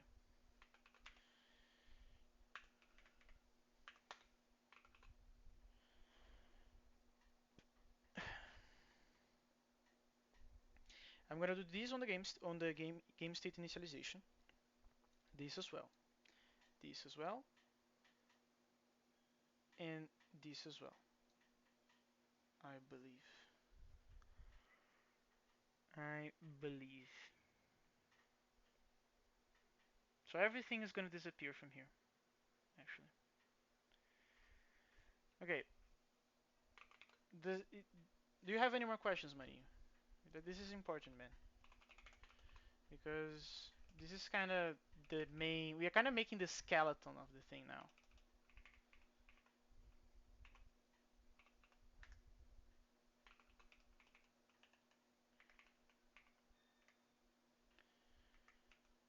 Um, let's actually call it buttons.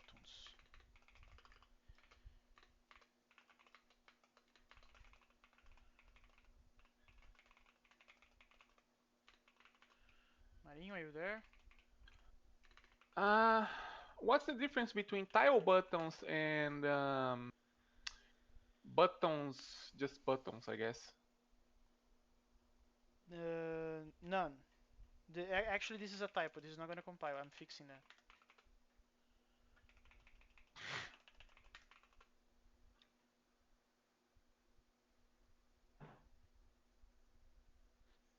And this is also wrong, by the way. Because now, the draw order players, the players, the players will come from the game state. Mahjong players. And for now, we're just gonna draw them. Any more questions, Marinho? Like, I guess exhaust the not. questions. Exhaust the questions, because we are I'm like what we're doing right now is kind of like the foundation. Everything is gonna live on top of this. And something that annoys me, I don't know if it annoys you, but annoys me, is that to do this conveniently, I can't really dis separate the logic from the drawing. They are literally mixed together now. Literally. There is some stuff in the middle drawing, there is some stuff about the logic. I don't think we actually need the buttons dot disabled, by the way. I don't follow. How? Why? Because we can just check if we have a tile drawn.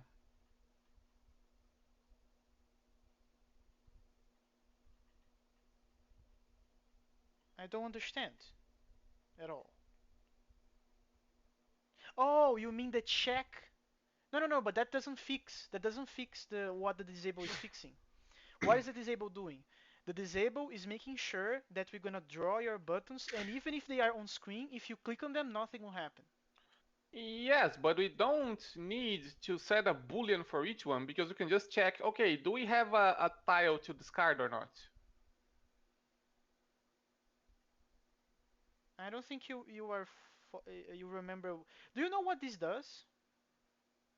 It prevents the button from being clicked, yes. And changing the button's rendering.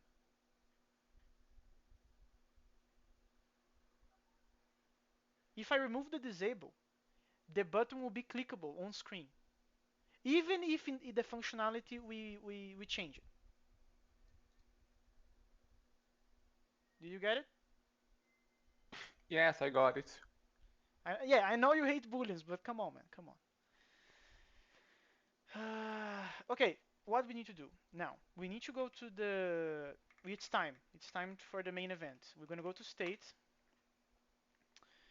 and there will be now a Mahjong game state living here in the state of the thing.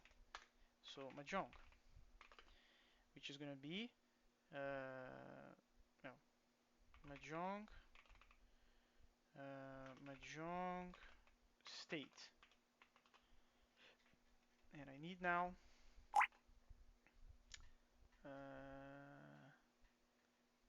here Mahjong import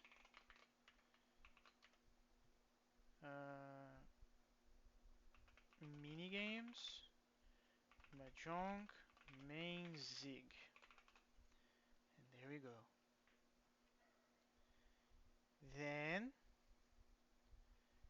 now that we established that, this is not going to compile because we need to put the Mahjong inside this gigantic struct,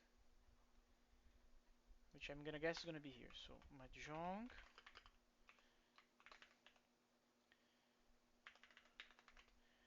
and now let's see if I can just easily copy paste the stuff. I don't think I'll be able to, but I will try.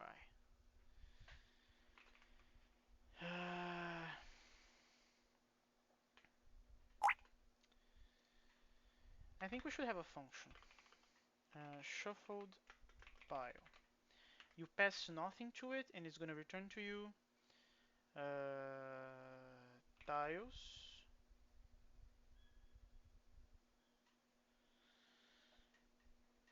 Ah, that's annoying.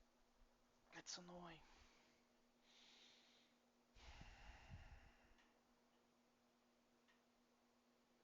Yeah, I think I'm gonna have to do it this way, sadly. Pile, and then we're gonna return.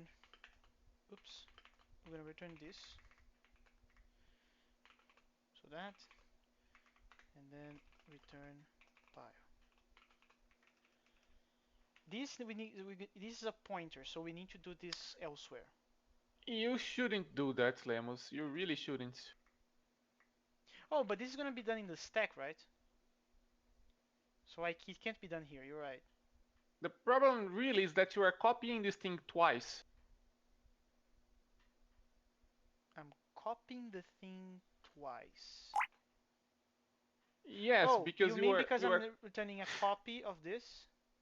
yeah, because like you are copying.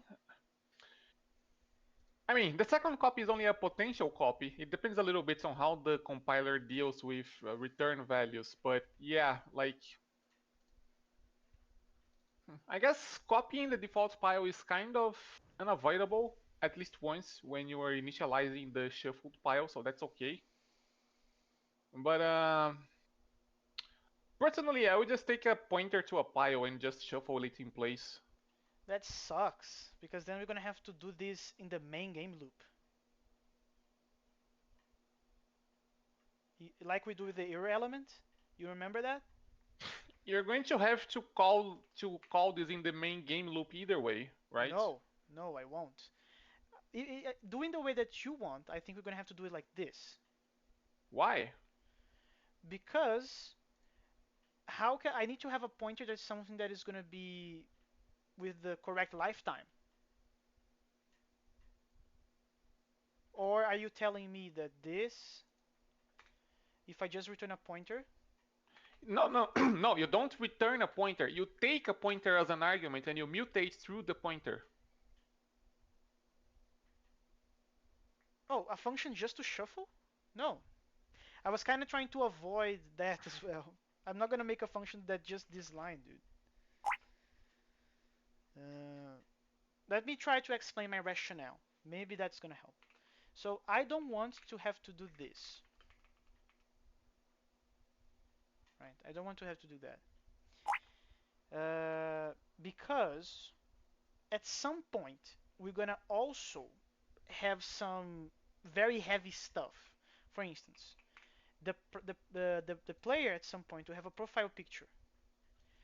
So that means that I don't want to load those things in here, given that you may not play Mahjong at all. What does that? Well, first of all, what does that have to do with returning a shuffle deck? You wouldn't do it in this loop. You would do it in the Mahjong loop.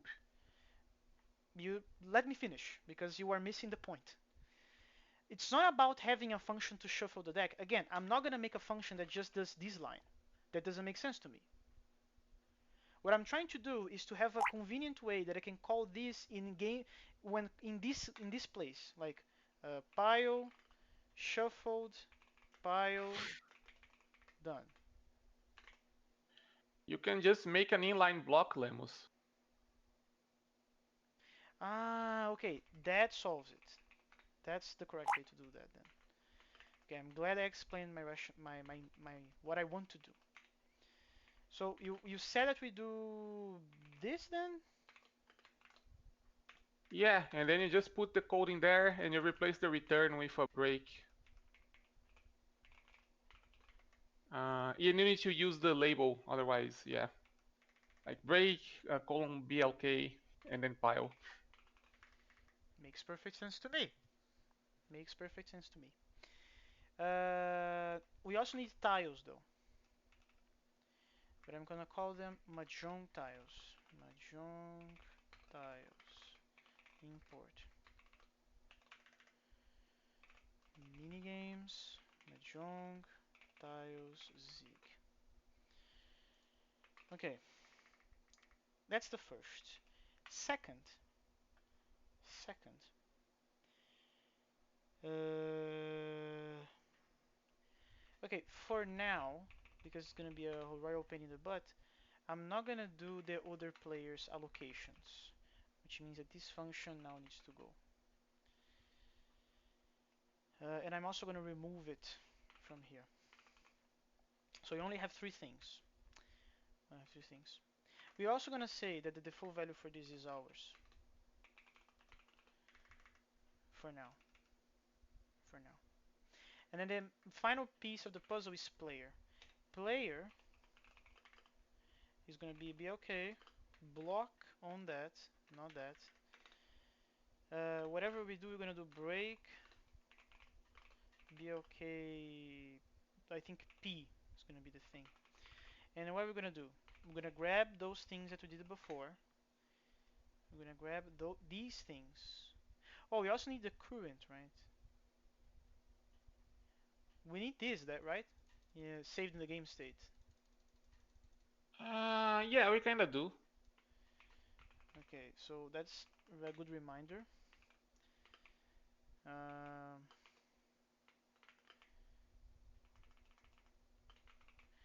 okay, so then we also need a Mahjong player.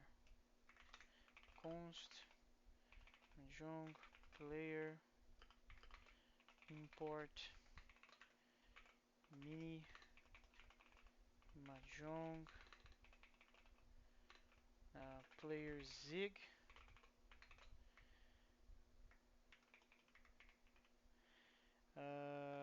which already tells me that this is wrong because this is Mahjong tiles. And in here, this is Mahjong player. And everything else should be okay. Another question for you. What do you think about having the current saved in the game state of Mahjong? Having the current what? The current, which is the slice on top of the array of the thing. I guess that makes sense. Sure, why not? Okay, so current is gonna be this tiles pile. Then this Wait, it's a line, slice of pile. it's a slice of tiles. Sorry, my bad, my bad. And now a question that I actually wanted to ask you for a long time. Can you make Okay. a field based on another one during construction time? Can you make a field based on another one? Hmm. Like, can I do this?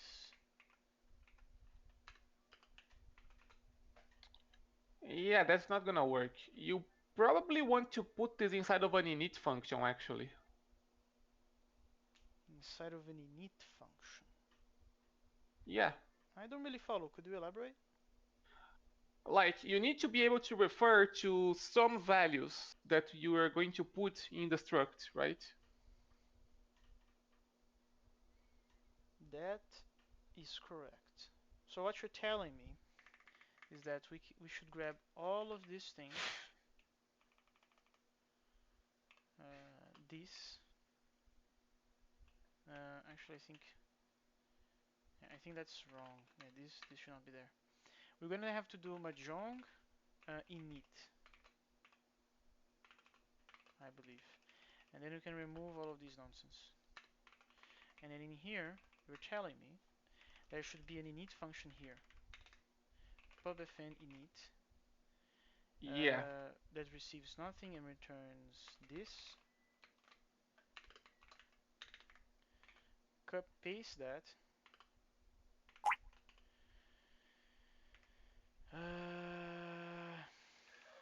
We need to grab this thing, put it in here.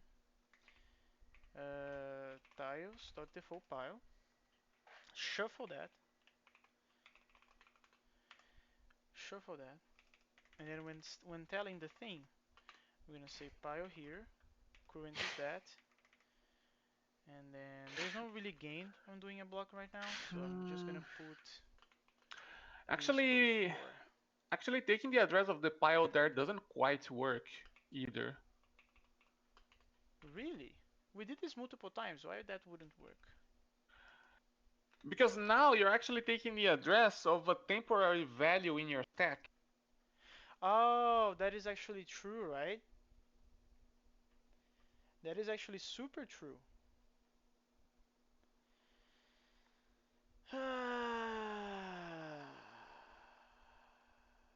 Wait, but I'm returning a copy of those things, no? This is not a pointer. Yes, but if you take the address of the pile, you're taking the address of the var on line 52. That's going to stop existing after you return. That makes perfect sense. How to solve that? Here's the solution. What Dude, if we just drop the current from here and then we do that in the main game loop every time?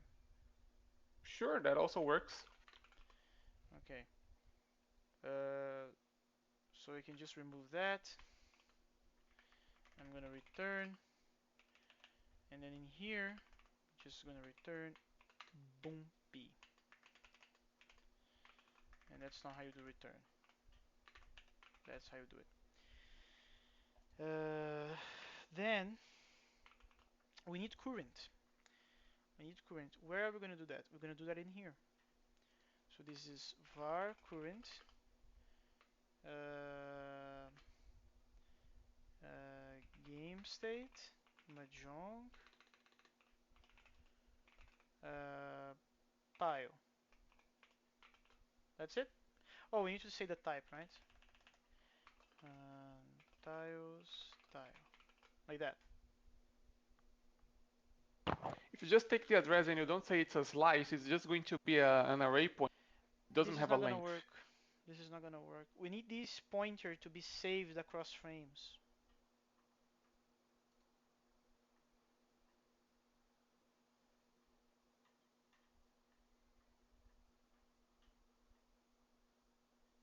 Dude, why not just ditch the pointer?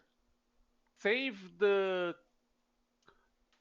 save the index of the starting tile instead in the Mahjong state. And then you can reconstruct the slice from that. Mm-hmm. Okay. So pile start like that. Yeah. So there's no current anymore.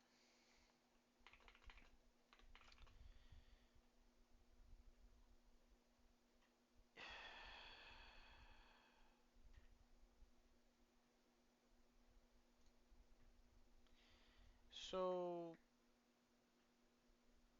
yeah. Okay, I see. Actually, I think I do see. We're gonna do var position 0. This is use size. Every time you do this type of shiz, you're gonna do pile position and position equals 1. This is the same, right? As doing that.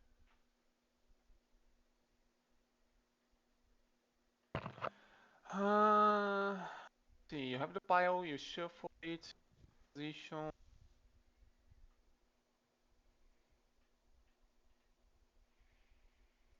I'm back and wait, can you guys hear me? Yeah, but we're still Hello. recording. Be careful. All right. And we Yeah, that should work. and everything should be in 6 normal 4, no exception. Amazing. Sure. Okay, now it's going to work. So is Do there any I more leave your currents? microphone open all this time? No, you were not with the microphone open anytime. Okay, because I went to shower and I was just drying my hair and I was like, "Whoa, That's this fine. sound." That's fine. Marinho, we don't need this anymore, right? This is already like we don't need Uh, this. File, shuffle, current, blah blah blah. Yeah, I don't think we do. Okay, so the entire file is not useless. Awesome. So there's one final thing now, which is Did that we this make a function championship on this already? Is it working? we are about to see. We are about to see. Well, it's not gonna be working, but it's gonna be no, I'm not gonna say impressive, but progress. We did some progress. We definitely did some progress. So now my That is question not enough, is, Lemos. no, it is. We are closer to the goal. Believe me. Compiler time. Line 79. What are you complaining, bro? I see. Line 80. Uh, anyway, am I doing something dumb? Definitely. Like it's complaining on line 80. Oh, this is a struct. Next. Okay, so line 70. Oh my god. Okay, that was the reason that I wanted to do there, the thing, actually. Because... Yeah. Wait a moment. Ah, man, I'm Just take. almost done with this. Uh, Wait a fucking moment. Oh, this just is wrong. That's why. Yeah, but we need to receive the game state stuff. That's also correct. But This is wrong because we need to do entity equals. This is P, and we also have the buttons, and that's going to be tile buttons. There. And we actually don't need the entirety of this thing. We can actually just have the assets. So there. And I have absolutely no recollection what is the type of that. But there is a way to know, which is this. So menu assets, and the type is this. There, which means that now I need the main menu stuff. Main menu. This is not gonna fly because this again, and then that. Okay. Now let's see what the compiler tells me. Okay, 95. If it's our turn, we do something about it. Now it's on player. There. Line 40 on player. Why are you complaining? Use of undeclared identifier. I am in the thing, so this is not necessary anymore. Same thing on line 48.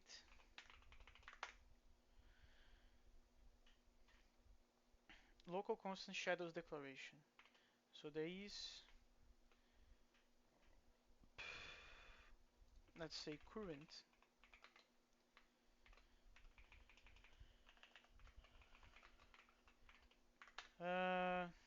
I'm kind of thinking, Marinho, of putting a random button to swap turns between the other players and us. What do you think? Okay.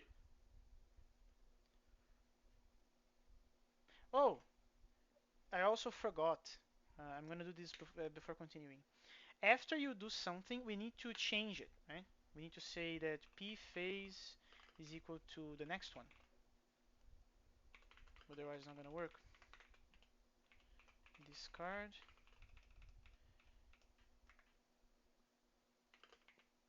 How faster is the Zig compiler in comparison to C, Marinho. like GCC? Uh, well, current Zig actually uses it uses a self-hosted backend, which is very fast for debug builds. Um, Mm-hmm. but it uses LLVM for release, so it has literally the same performance actually. Yeah, I can imagine. Because funny thing, all the Zig frontends, comp time stuff, type checking, all the Zig features, Mm-hmm. like those are actually dwarfed by the execution time of LLVM, which is Yeah. kind of nuts if you think about it. Mm-hmm. Because I was compiling, like the other day, I was compiling Chrome, right? Chromium leaks, and I just wanted to die because C++ Oh, Chromium. takes like ages. Whoa! Yeah, no, C++ is even slower. C++ is even slower. Okay, that should not happen. Uh, but I think this is the fix. But still, okay. The Linux kernel, let's say, it's very big, right? So that makes sense for it to take a long time. Go is pretty fast and then. First click on tie. You're supposed to draw, you're supposed to act. How do we know if the discard is working? That's a very good question, actually. Uh, what this function does? It just does something. We don't know if it actually worked. Okay, let's actually put a print in here. But it seems that it's working. Like, to be fair, you're supposed to have discarded. And I don't have std, of course.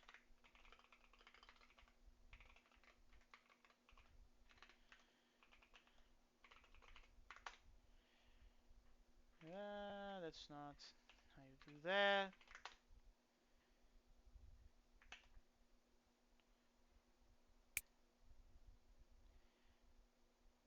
I don't like that it glitches.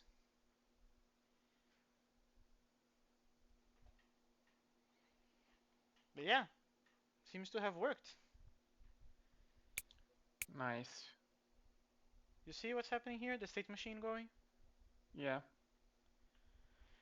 So you start on drawing, you immediately falls back to action, and then you immediately falls back to discarding. The I think you discarding, are missing a new line in a format somewhere. yeah, for sure, for sure. But then after you go to discarding, you are locked into the discarding state of the machine until you click someone. After you click someone, you go immediately back to drawing, which again falls back to act, which again falls back to discarding. Why is it glitching? Can you guys see the glitching? What Um, glitching? Glitch. Yeah, can't you see that like it pisca like It blinks. yeah, it blinks. Can you guys see that? Where? No. Look at my tiles, like all of them. Try to see all of them at once. Maybe I can increase the thing. Like to me, it seems obvious that it is blinking. I think After the I think the Discord is not blinking. Compression, yeah. Yeah, I think it's the latency actually. not sure about Yeah, that. it is glitching, man. Like Oh, every time I I just click. saw that. Oh, I right. just I saw saw that. it too. Yeah. Yeah, so why? Because go back to the loop where you're drawing the buttons. Yeah. Uh, Oh, let's that's see. why. Because I'm stupid. That's why. Uh, this. Yeah, we need buttons to test the different phases in your turn, and then buttons to swap turns. We need that. We need to draw these every time, including in our own thing. So just this. It's ugly as fuck for now, but that's okay. You should just draw the buttons in a separate loop, Lemos. But then how I'm gonna control them? You make another loop, or well, I guess you can just do it in the same loop actually. Wait. Let me explain the problem to see if I understand what you're saying. My understanding is I want to be able to do this if inside a discard inside of my turn, Why? because that's exactly what should happen when discarding. I should be able to. I need to check the result of clicking a button, Okay, that's fine. and because of the way that we did the components, the way that we draw the button and with the way that we render the button and the way that we interact with it, they happen at the Actually, same time. actually, I have a question. Sure. If the disabled is true, is it possible at all for that if that function call to return something as opposed to a null? This you said Yeah, if set disabled to true, can that possibly return anything other than null? no. Then you just check if we are in our turn before the loop, set the buttons to disabled or not, and then you just do the thing. I don't see the difference. Like I understand what you're saying, it would work, but why would you do it like that? Because then you can draw the buttons once. Because then like you can draw the buttons once. Ah, okay, I see. I see. You're right. We can do that. It's gonna be a little bit repetitive though, because I'm gonna have to do exactly the same thing again. Do you agree? Um, no, I don't actually. Okay, so I need to pick the a button that using an index from the for loop, and I'm only gonna do that if well, I'm gonna swap between true and false depending on if it's my turn or not. Is that correct? Yes. So it is exactly copy pasting these two lines. No, it's not actually. But okay, and then I'm missing something. Let me try to type it down. So I'm gonna iterate through all of that, right? So planned hand size. Actually, if you don't want, you don't need to do exactly this loop. You can actually do a little bit better, such as buttons, and then button, and then if game state Mahjong turn hours, then I say, okay, this button, I actually need to mutate this, so I need to do it this way, and then I'm gonna say disabled equals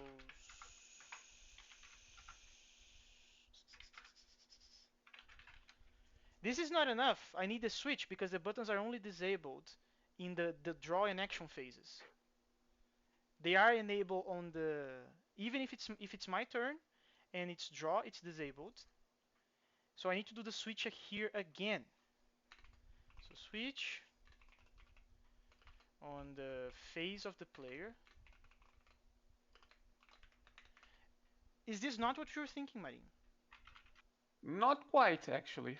Okay, so I'm very curious. Are you typing it? Yes, actually, let me put this in an editor. This will be easier. So, uh, we need to check if the turn is ours. So, disabled.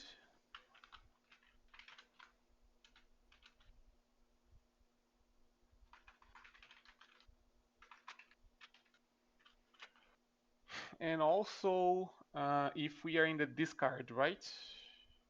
Yeah. Or rather, if the turn is ours and we are in the discard, that's false. Oh yeah. You're combining the switch with the if because there's only one. So yeah, you can do that. So and p phase is equal to discard. Then you can say button disabled equal to false. Else this is true. Oops. This is true. That saves these lines. Hmm,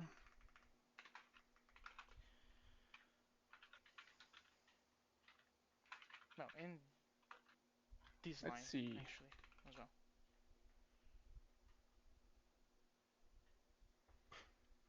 I'm really curious if you can compress even more than this.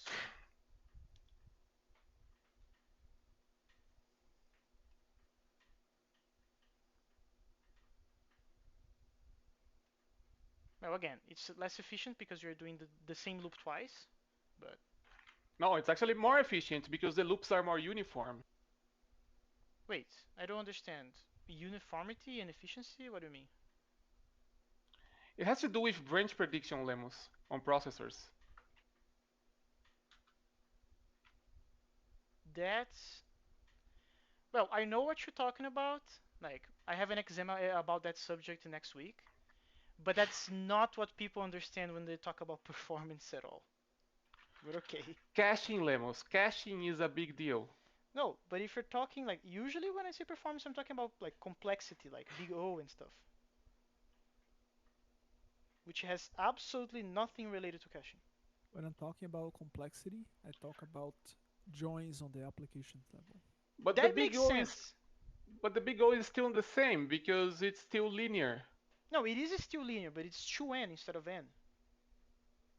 which is equal to O of n No, in big O notation. again, in big O I mean, notation, the in the the infinity, it is. The problem is that if you need to process 1 million, it's gonna be 2 2 million, million. not just 1 million. Yeah, and I don't see really the gains, but I'm waiting. Maybe your code is way different than mine. Uh, let's see, 4 buttons and then 4 player until hand size. Actually, do we need to do it like that? I don't think we do. Which part? Okay, first of all, setting the buttons. You don't need all of those lines. You can do it like this.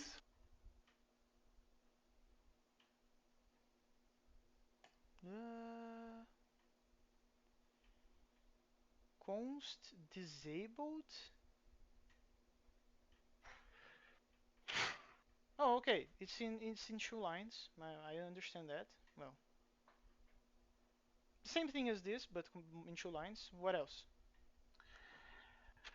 And then when you get to actually draw the buttons, you don't really need to have all of those branches inside of the loop lemmas because Because um, you already checked the phase if you can click the button or not, right? yeah, and Which means you can just draw the buttons. where? I am drawing the buttons. But it seems to me that you're proposing to change that when I'm drawing them. It's not here then. Let me actually write that out. One moment. 0 dot dot hand size. Grab the index. And then can you scroll down a little bit? Sure. Let me just put the Okay, compressed it's version here. literally exactly the same thing. Okay. Yeah. Every single Actually, branch needs to draw the finally, button. finally. Wait, what, Margita? No, no, it's just I finished the guideline for the presentation. I'll just work on the script, and that's it. That's very nice. I'm going to abbreviate this because I don't Sure, feel like being sure, sure. verbose. Sure, sure, sure.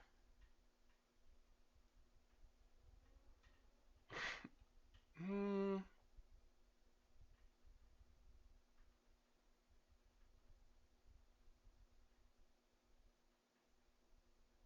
clicked index. Oh, there is a way to compress this if you don't mind drawing unnecessarily stuff. There is a way. You can always call this line regardless of the if and the switch, but then you draw these on top of it in the case of discard. No, that's not what I have in mind at all. Okay, but I'm just saying that I found a way to not have to do this 3 times. Uh, then you do player.discard and you pass p and the clicked index, which is this. We should actually also print the index that we just discarded in the thingy. Let me do that while you're doing that. Hmm, Here that discarded this, and that's gonna be discarded index.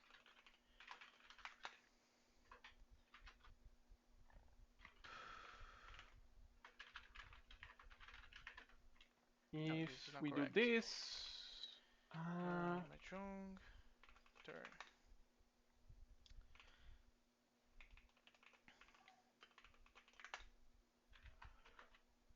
Okay, let's see.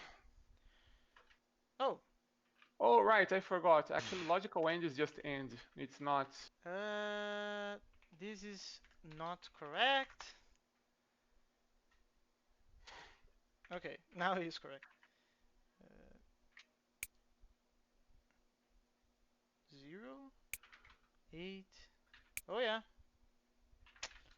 Oh yeah, boys.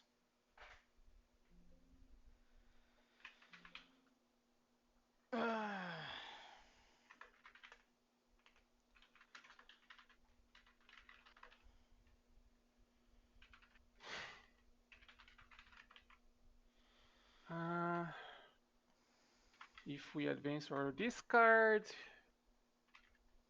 then p phase equals.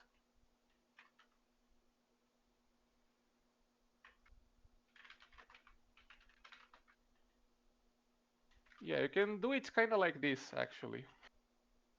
Let me check. I'm, I'm going to post another block of code.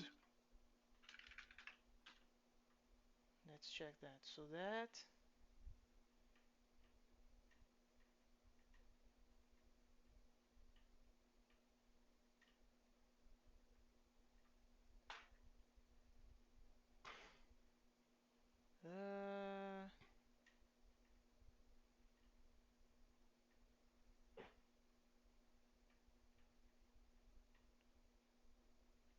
Oh, I see. You are taking that you're taking the into account the fact that we already know if the button is disabled or not, which means that the button will not be clickable, which means that Yes. if draw button, yes, for this current code, it's that's the same, but I would propose to not do it that like that because we're gonna immediately populate this with different things. That's why I did it this way. Does that affect the drawing of the buttons? It affects. Uh, uh, it doesn't affect the drawing of the buttons, but there's no reason to not doing the same for loop. What is the gain of doing like that? Like we are already like doing it to end for no reason, and but that's fine because we don't have that many buttons. We only have 13. But then we're gonna add another for loop just to draw the rest of the stuff.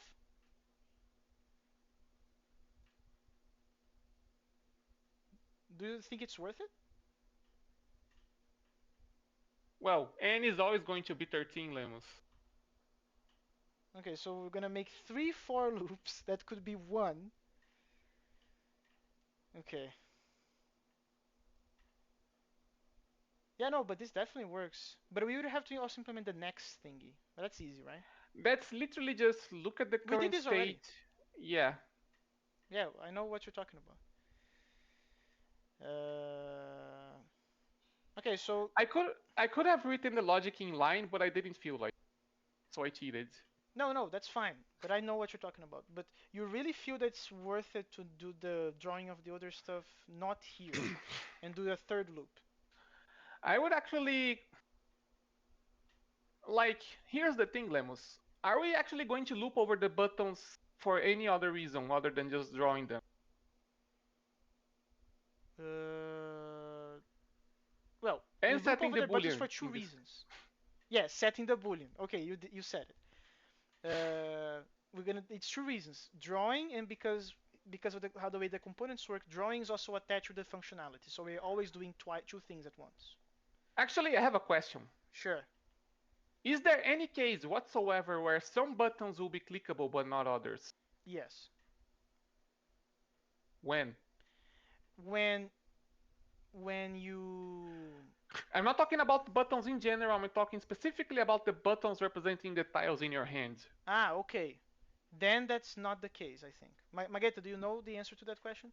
Or what I was reading. You have 13 tiles on your hand. Hmm. Marinho asked if there is a situation in which some of them will be clickable but not others. Some of them will be Clickable. clickable and not others. You can No. always discard, yeah, you can always discard any tile, right? So Yeah. if that's the case, why store a boolean per button when you can have just a single boolean for all of them? That eliminates the second for loop.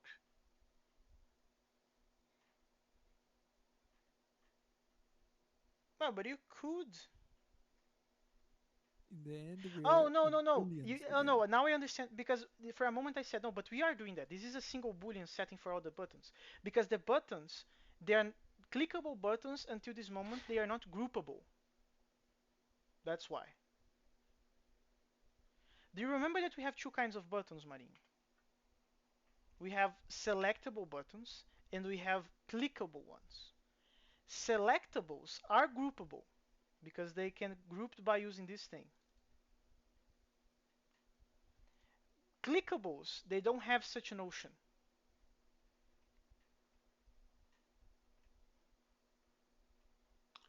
They absolutely should have. Sure, but then that means that we're gonna have to implement this guy for the clickables. And I think Because here's the thing, Lemos. If you need one button, you can always do a group one. no. That's not necessarily the case. We don't need to exclude the previous functionality. We can keep clickables being individually manageable, and but we can also extend them by creating this struct here.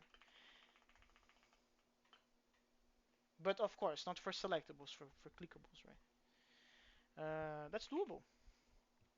Definitely doable. We just need to do it like this. So this. Um, Uh, we want them to have a single disabled, right? Yes. So they're gonna be doing like this. I should change the name of this thing, but okay. And then we're gonna have a clickable. We're gonna have a clickable there. Then these two things also matter for the clickable. Let me go there. So what are the things that you care about? These three. Sure. So this is clickable. Clickable. And I was changing the wrong thing. Clickable group. Alright, it's already almost 3 hours of recording. I'm gonna finish the recording.